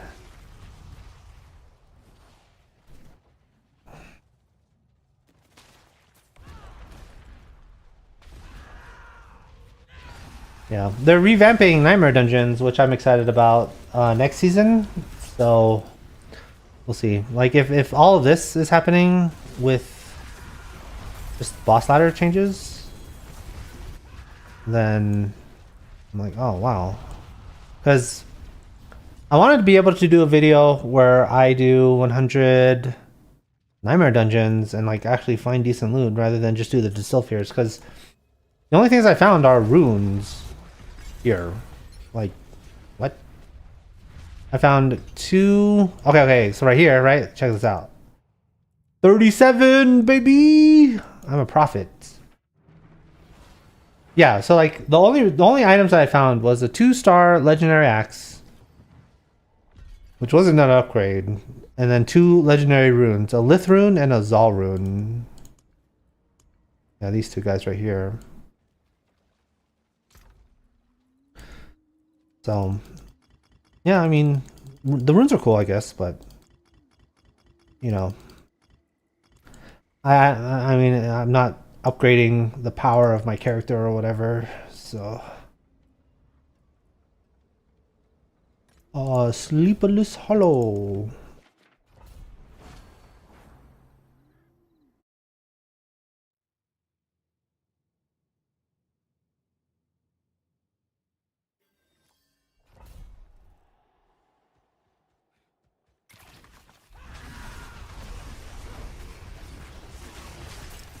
Damn, people finding 4-star things all over the place.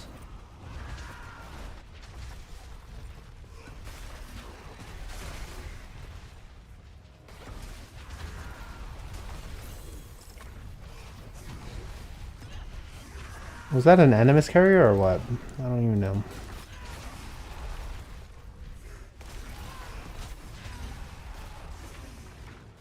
Light, show me mercy.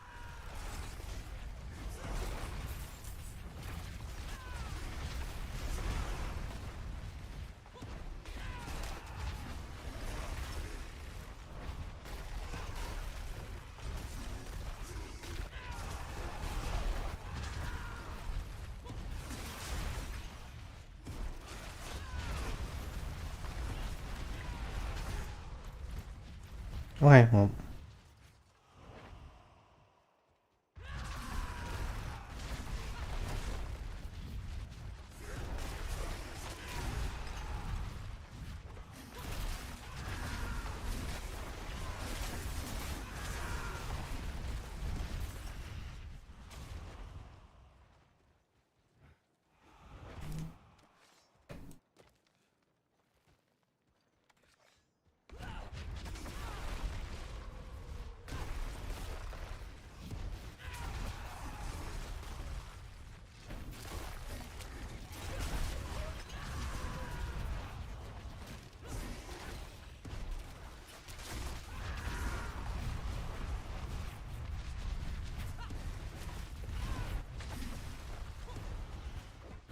Yeah, I don't need to do any of these optional objectives. I just need to go to the end.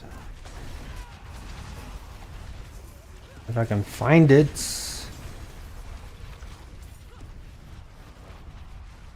Oh, that guy was convenient to check. No, okay, I'm gonna find the treasure right here. Watch. Boom. Alright, I guess I'll just find the treasure room. Okay, that's not the treasure room.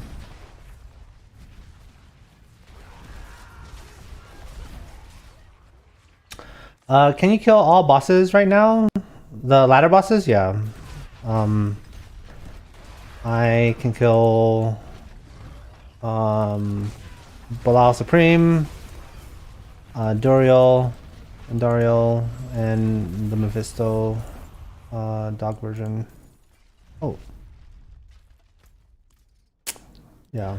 So like I actually am able to, so for Beast and Ice, I've killed Beast and Ice a couple times, or I think maybe around like 40 times already. And I'm able to like kill him before he does his phasing. But essentially like zero phase Beast and Ice.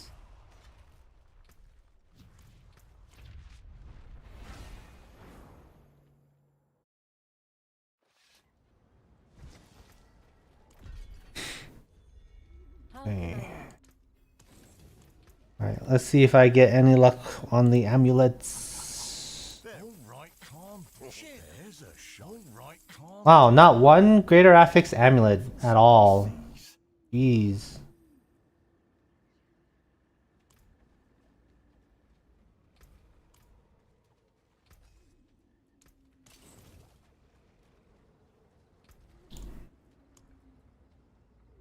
Nope, not doing that. That's really nice. Yeah, no, it's super nice. When I'm trying to make videos where I have to kill the boss over and over and over again, doing it really fast is extremely convenient. I will say so myself. Oops.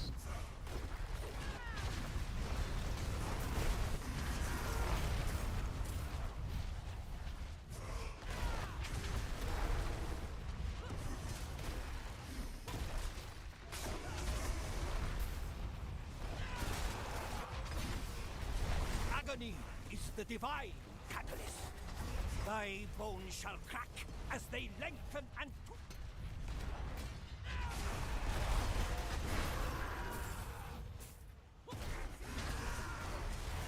Mm.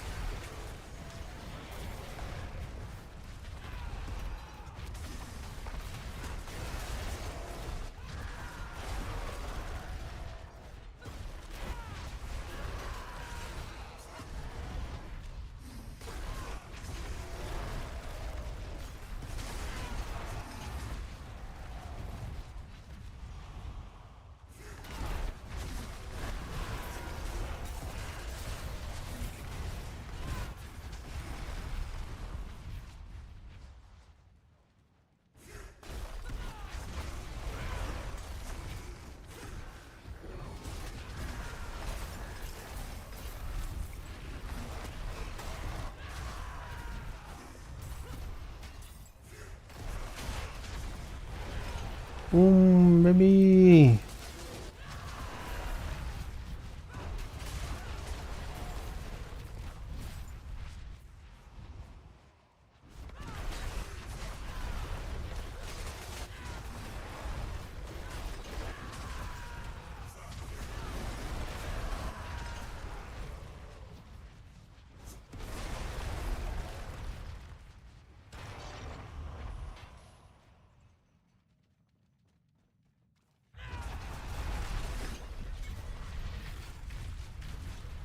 All right.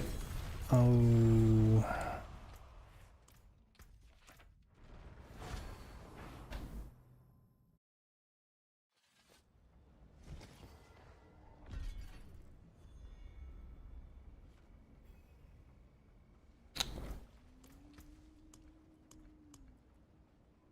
Abandoned Mineworks. Oh. I was about to say that I don't think I've done that dungeon this season, but yeah, there's too many dungeons to remember.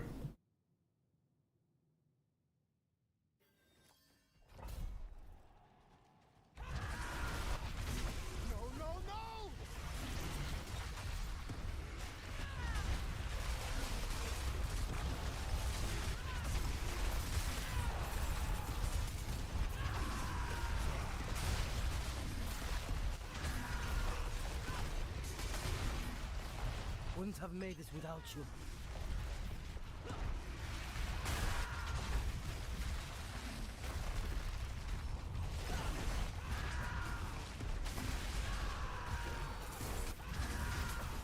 Oh, I need to free this last prisoner. Damn. Have made it without you. All right.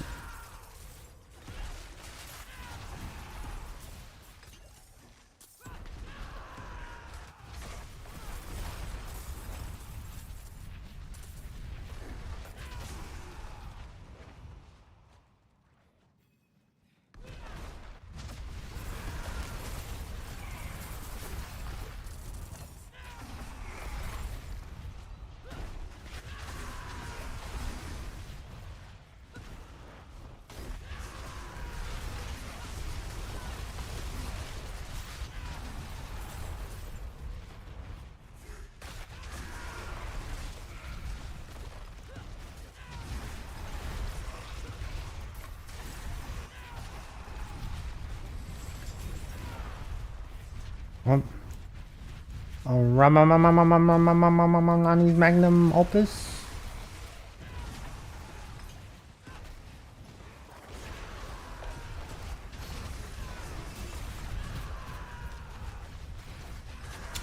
Sean Petite, welcome to the stream. Yo, I'm a streamer myself, struggling to get viewers bad. Currently offering a giveaway with over 1,000 Belial mats. Damn, and unique packages, pit runs. Any tips on how to grow my audience? I literally can't get over 2 at a time. Oh, I don't. How many viewers do I have? Oh, I have 8. And then 7 on the shorts, and then 1 viewer on Twitch, which is just me. Or I have a secret stalker that I don't know who that is because Twitch is always dead. How can I help? So I don't know how to say this, but like, are you streaming on YouTube? Because like, do you know how the YouTube algorithm works? Because that's probably like the first thing to really work on. So like the reason why I guess I get viewers is because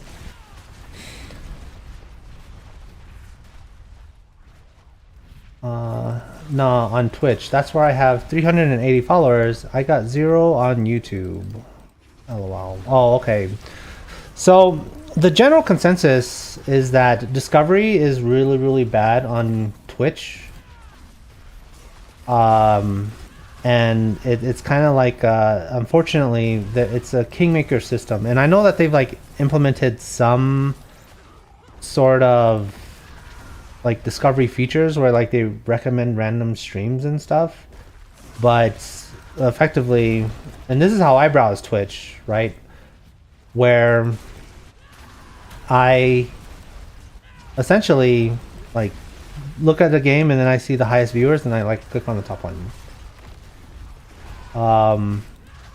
So yeah, when it comes to streaming on Twitch, like I think like 70% of the traffic, they don't even go to the homepage. They go straight to the streamer that they want to watch. So like if I'm like, oh, I go and I'm like type in Twitch, I'll be like www.twitch.tv/fighters, and like that's like my first interaction with Twitch, right? Except instead of fighters, it would be the favorite streamer to watch. So you might not want to hear this, but Twitch, like if you want to get tips from me, Twitch is a platform where you have to bring your own audience. So essentially, you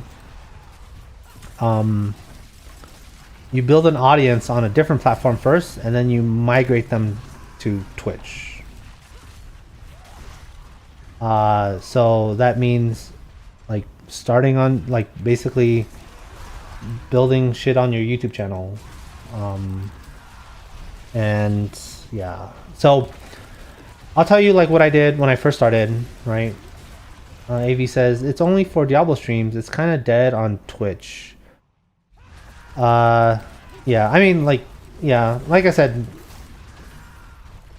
if you're like, I mean, there have been cases where like you monopolize a game and like you build an audience there. I have heard of that. Like, so like you basically play a game that no one else is streaming, something like Age of Empires 2 or something, right? And then like since you're the only person streaming it, and there are some people that are interested, like you build up an audience slowly there, and then you actually like create that space. But I wouldn't recommend that, especially not for Diablo 2.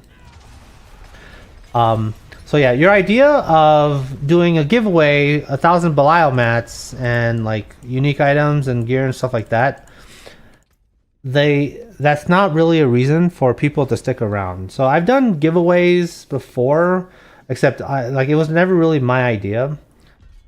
The like people wanted to like give me stuff to give away on stream, and so I'm like, oh, I did a giveaway. They're like, like when I was playing Diablo 2, I'm like, yo, just keep that Enigma. I don't need that Enigma. And they're like, well, if you don't take it, it's just gonna rot on the floor. So you better take it. Like that's how much they wanted to give me stuff, right? And the people that I gave stuff to, like they came, they participated, and then they left, and I never saw them again. So yeah, giveaways aren't really a good way of maintaining viewers. Like they'll be thankful, but what you need to do is you need to provide consistent value, right? And like, yeah, you're providing value in that one moment, but it's not consistent unless you're a streamer that like is constantly giving away shit. Like your whole stream, you're doing like, yeah, you're doing like a giveaway every 5 minutes or something, and you like you have these games on the screen and stuff, and like you're like spinning the wheel, choosing viewers, and like you do that every single stream, then maybe you can do a giveaway like that and build an audience that way. But I don't like you need a whole sort of system for that, of ingesting like donations and stuff. That's actually like really hard. But what I would recommend, and this is how I started off as well, is and Ludwig kind of talks about this, so you can do this for your streams as well, is don't make the stream the focus, but make the video a focus. So essentially every stream that he does, he like essentially turns it into a YouTube video, right? And that's what I try to do as well. So every time I stream, it's always contributing something for a YouTube video. So right now I am playing and doing Nightmare Dungeons, and the main reason why I'm doing Nightmare Dungeons is because I'm trying to farm Distilled Fears, so that way I can make a video that will showcase me doing 100 Durio runs, or sorry, 100 Beast and Ice runs, and I can like showcase the loot and include some tips in the video and stuff like that. So yeah, it's cool that I do that while streaming, but if I have a bad stream where like nobody's watching, no interactions, or blah blah blah, it's okay, because I still gain value from the stream rather than, you know, just having a horrible day and and you know, like just feel bad, and you know, you just have to grind through and push through to continue streaming. Because yeah, like, you know, those bad days, they feel bad, and there's only so much a person can take, right? So yeah, I would say, you know, learn some editing or something, and make sure that every stream contributes to a YouTube video. So that way, even if you have a 0 viewer stream, you're still good to go with like a video, and then you can keep going like that. Because like one of the things about a YouTube video is that you're on all the time, versus on Twitch, if you're streaming, you're only on when you're on. And it's way more preferable to be on 24/7 than it is to be on 8 hours a day. And so that's kind of like the difference between making a YouTube channel that then you can like either dual stream on Twitch and YouTube, or migrate your audience to Twitch, rather than like just streaming on Twitch the whole time. TikTok is probably the best to gain audience. Oh yeah. So shorts and TikToks, while they're not really great on the money front, they're excellent on the get you famous front. If you need some distilled fears, I got you, or some Bilal mats. I'll give you 2 stacks. Oh no! Don't worry about it. My channel is a research channel. Okay, so it's not about the destination. It's about the journey. Okay. Yeah, but I'll remember that. If I need mats, then I'll try and remember to hit you up. If I'm like, oh my god, like I can't do this. I need the mats and just need to make the video and get out of here. But yeah, like I don't know how you got 1,000 Belial mats, but that would be a very interesting YouTube video to make. Like, hey, how I farmed 1,000 Belial mats easy mode or whatever. And if you did it through trading, I'm pretty sure a lot of people would be interested in seeing how you traded for that or whatever. Like there is always value to gain out of that. Yeah, 1,000 is insane. Yeah, I've been playing for 3 weeks and I only got like 20 Belial husks, because I do it like the old way, or like the brute force way, where I'm actually doing the bosses and I'm waiting for Belial to spawn, and it's like he has like a 10% spawn rate or some shit. Yeah. Yo, Joseph Maxwell, welcome to the stream. I got an Air of Perdition from the Obol vendor today. Damn, bro, congratulations. That's a real mythic right there. Okay, I have never gotten a mythic unique from from the outside world or the overworld at all. I've only gotten mythic uniques from the ladder bosses. So congratulations. That's crazy.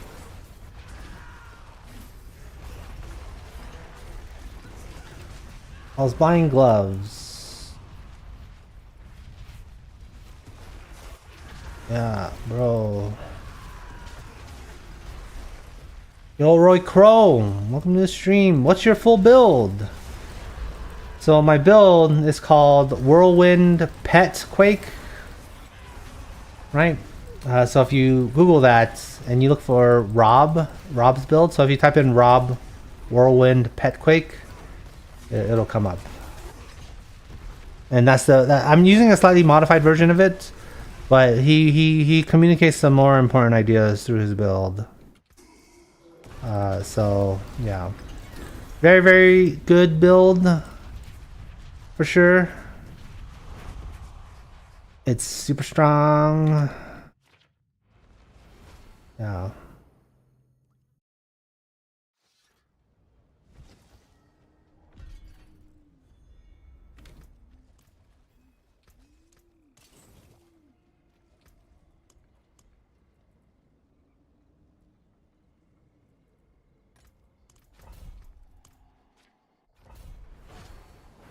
Bro. So yeah, Sean, I don't know if you're still there, but I can tell that you're a very nice guy and you like want to give away stuff, but that's only short-term value. You need to provide long-term value.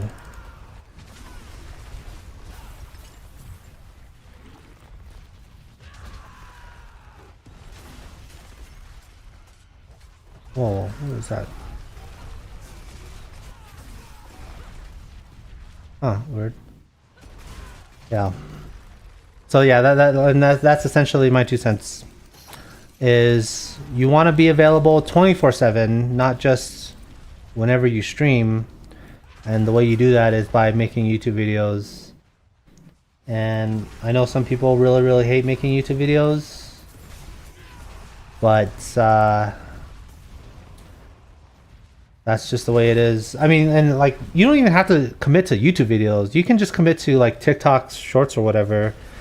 Shorts are very easy to make, and you probably only need to spend maybe like an hour per short that you make, and they could just be clips from whatever happens on stream, and you just clip it out and you just throw it up, and you can say, "Oh yeah, I can do a clip a day." If you're streaming every day, like your time is better spent ending your stream an hour early and spending that time making a TikTok.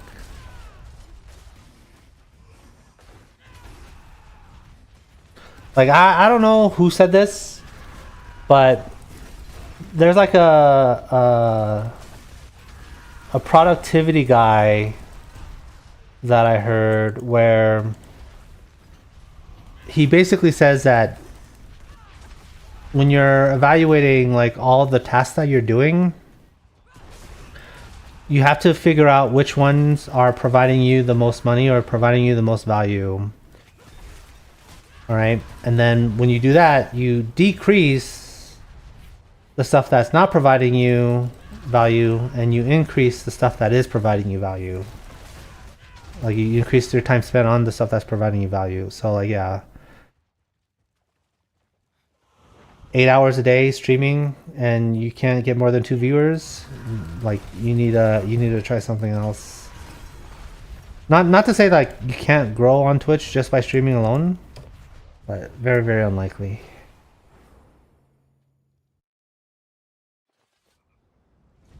Yeah. Yeah, I don't know if you're still here, but I don't really have any. I actually there's a few other people that have like been content creators, but like they seem to just be dabbing in that like as a hobby or whatever. And I mean technically like what I'm doing can be considered just a hobby, and I'm like not super into it, but I've been doing it consistently for a long time. And by long time I mean like 3.5 years. And I've kind of like changed my journey a little bit and changed my perspective. So, yeah. Yeah. But I don't know how if anyone's interested in this content creation stuff. So yeah, Sean, if you're still there, let me know. Otherwise, I'll just continue my farming.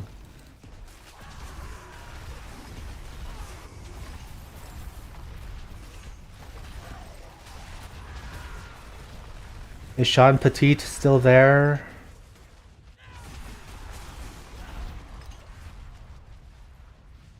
No.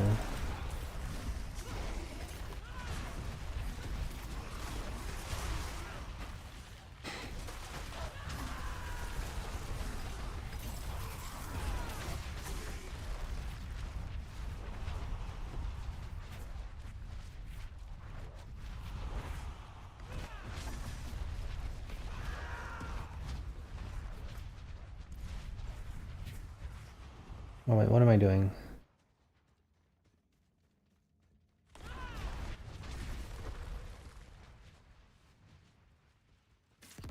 Oh, that doesn't even glow like a resplendent chest.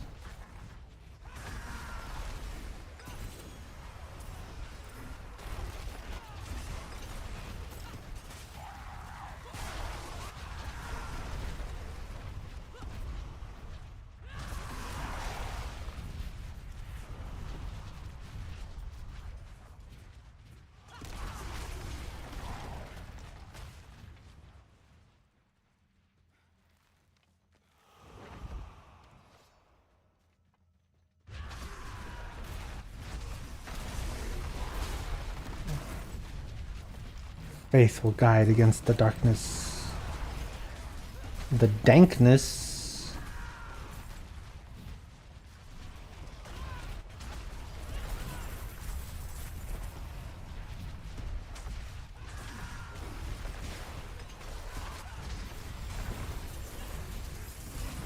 Wow, a cursed shrine and a cursed chest in the same dungeon? Wow. Okay, well, I'm just gonna do this. Oh, okay, I guess I have to just complete the cursed shrine then. Wow.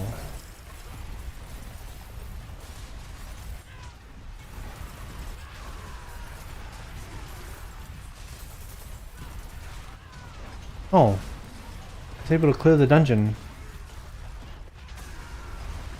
Okay.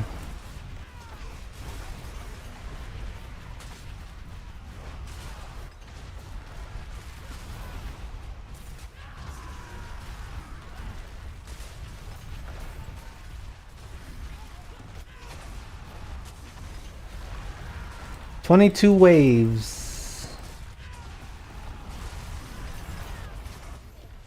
You know, like doing that, it's kind of like looking at fireworks. Because like the demons come up and then they explode and like they burn up. Exactly like a firework.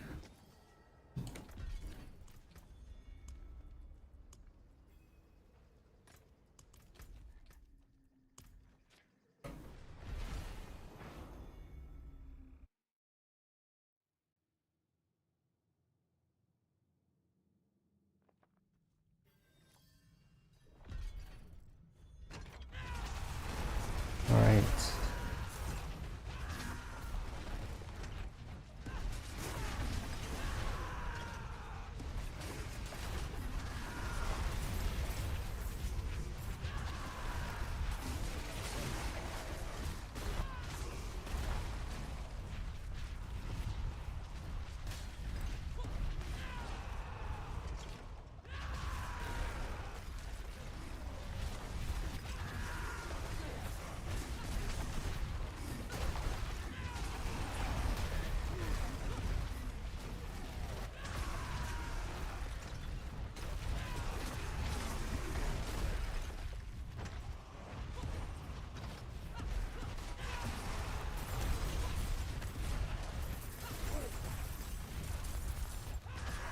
Oh, wait. Oh, there's a guy I didn't search for over here.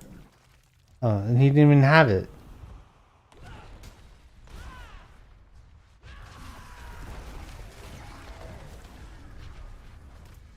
Okay.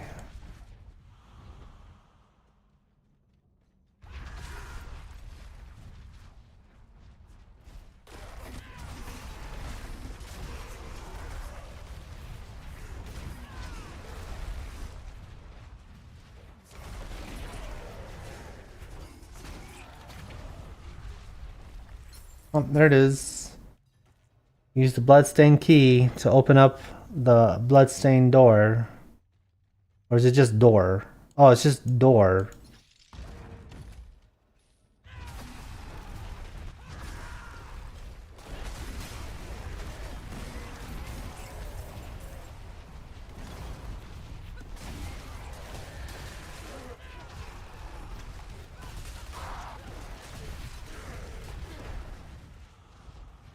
Okay. Need to find the enforcers.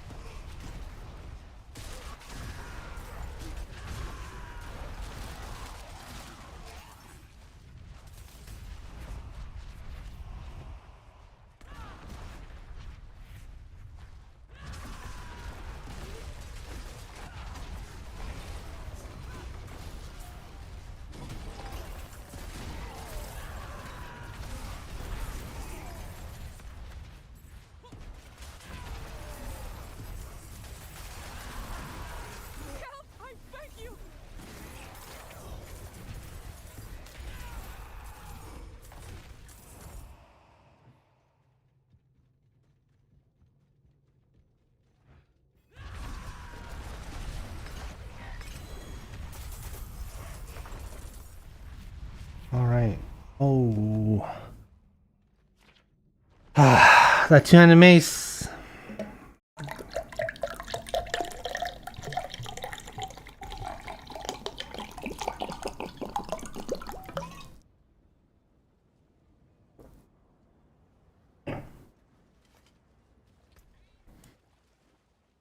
Not good.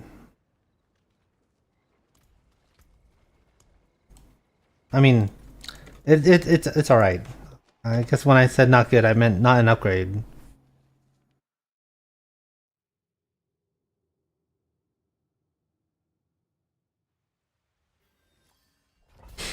Okay.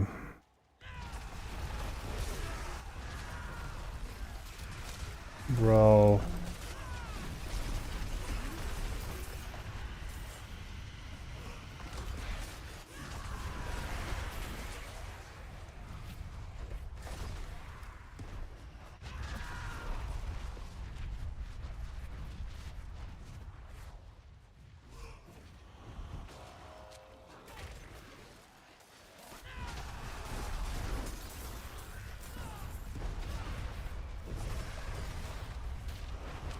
Hold on 1 second.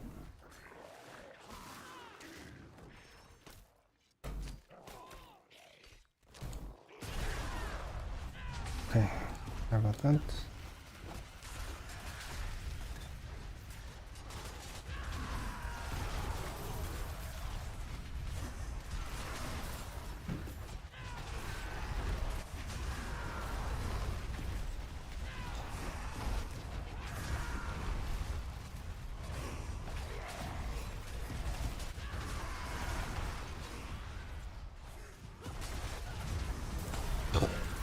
Bro.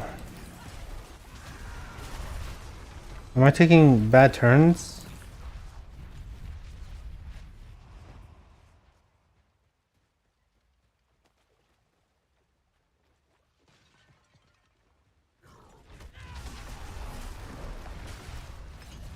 Wait, is this another bad turn? Okay. That's one. Yo.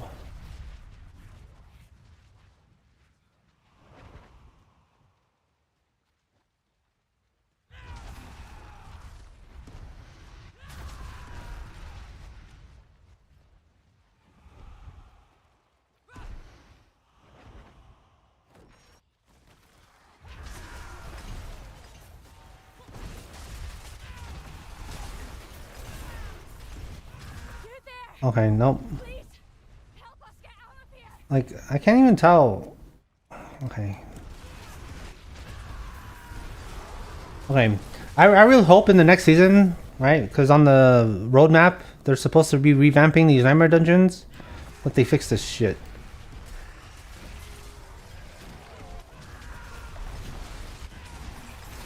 Right?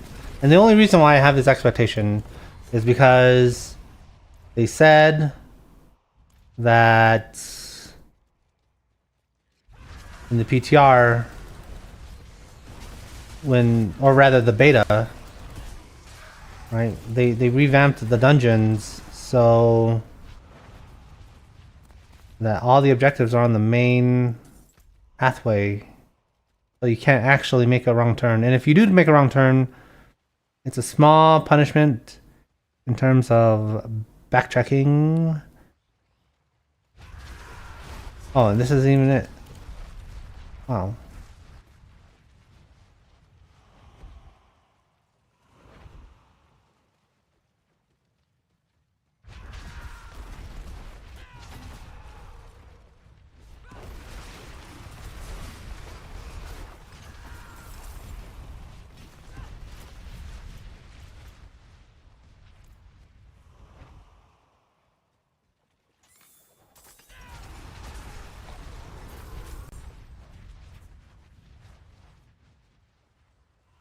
This is a long dungeon. Because I kept taking a wrong turn every time.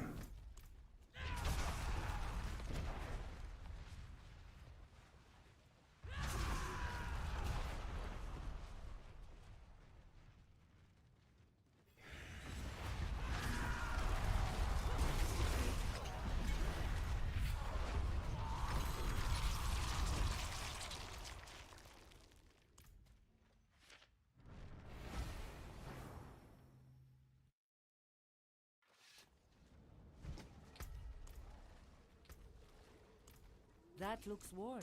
I can fix it. Mornfield. I don't think I've done that one.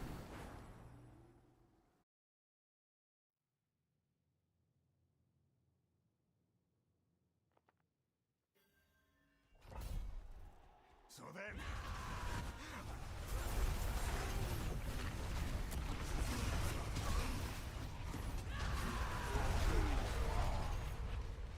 don't tell me to hurry. Damn thing is rusted shut.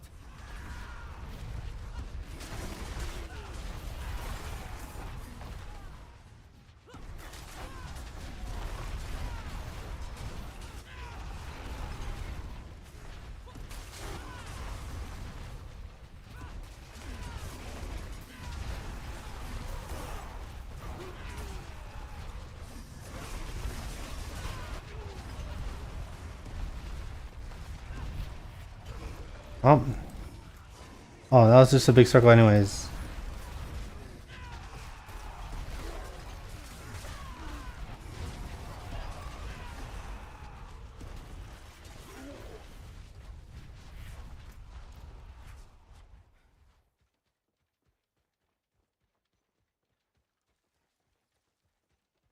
Jesus.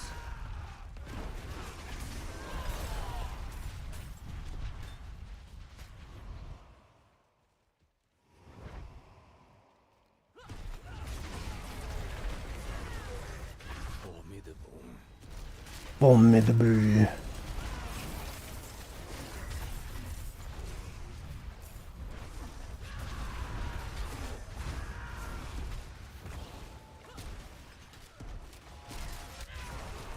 One bandit captain down.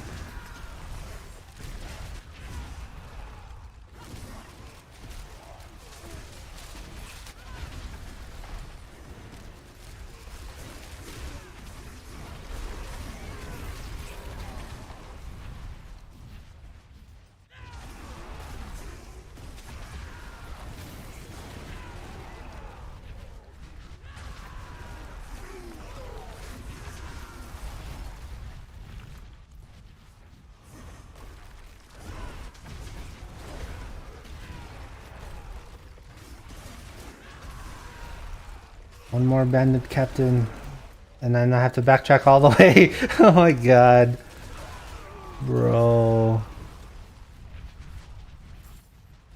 Oh, here we go.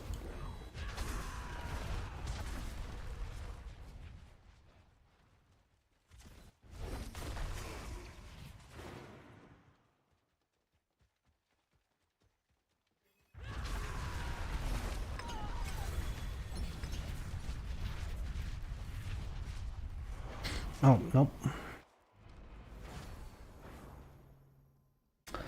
Yo, Dewey Lee. Welcome to the stream. How you doing, good sir?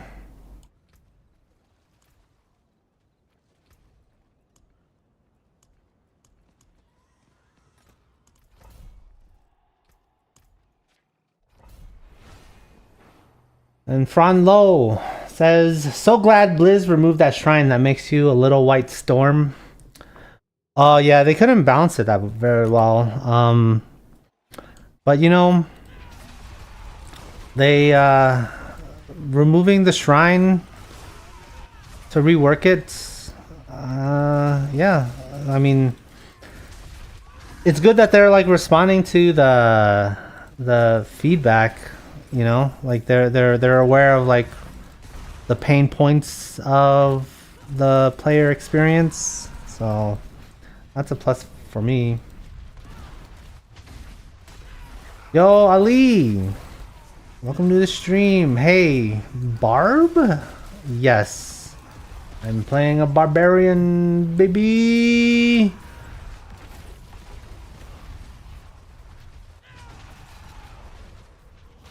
Dewey says conduits. Yup. Conduit doesn't exist anymore. So, I haven't really checked. But does that mean that the legendary staff, Aha Varians, is that good now?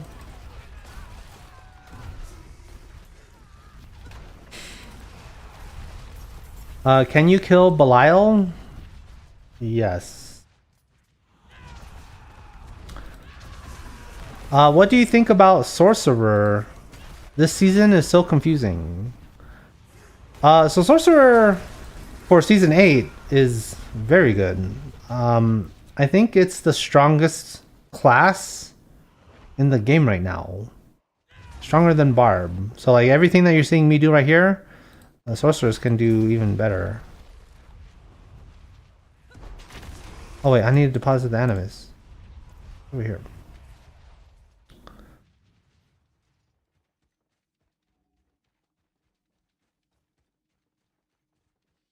He says, yeah, Sork, I got one. Yeah.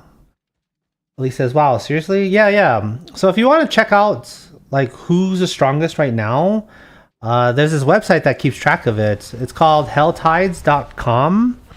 And there's a tab on that website called Pit Leaderboard. And you'll see the build that they're using, the video of them completing the pit at that level. And yeah, and you can see like I think Sorceress is the top right now at like pit tier 121 or something like that. And Barb is I think barely at like 114 or something. So yeah, Sorceress is the strongest class in the game right now. Yeah. Yeah, but as far as balance goes, I think this is one of the most balanced seasons there is so far. Though I don't really care for balance. If one class is overpowered, it's like, okay, that's fine. As long as I'm enjoying the game and finding the loots.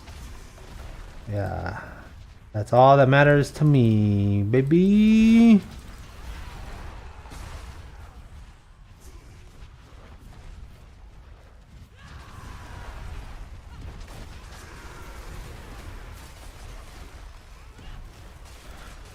I started with Spiritborn, but it's just powerless so far. I'm at 100 level 80, or I'm at a level 180 plus full set. It's just horrible. Oh yeah, Spiritborn is started out as one of the weakest classes, but they found like this interaction that made them a lot stronger. So they're up to the same level as the rest of the classes. But I think they're using some sort of unintended, or they figured out some sort of interaction. I didn't read too much into it just because I am not playing Spiritborn. So yeah, so that's my last dungeon. Dewey, since you're here, I am going to kill Belial to show you that I can. And I'm gonna call it a stream.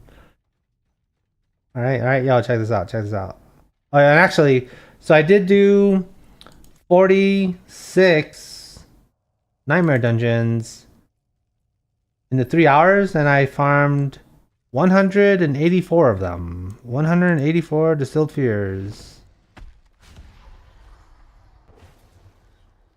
What is reality? Oh, he says some voodoo shit, lol. Oh yeah. So check this out.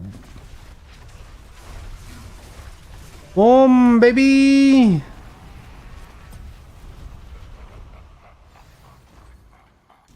So there it is, Belial Supreme. And yeah, it is tier 4. It's not some easy mode thing. So yeah.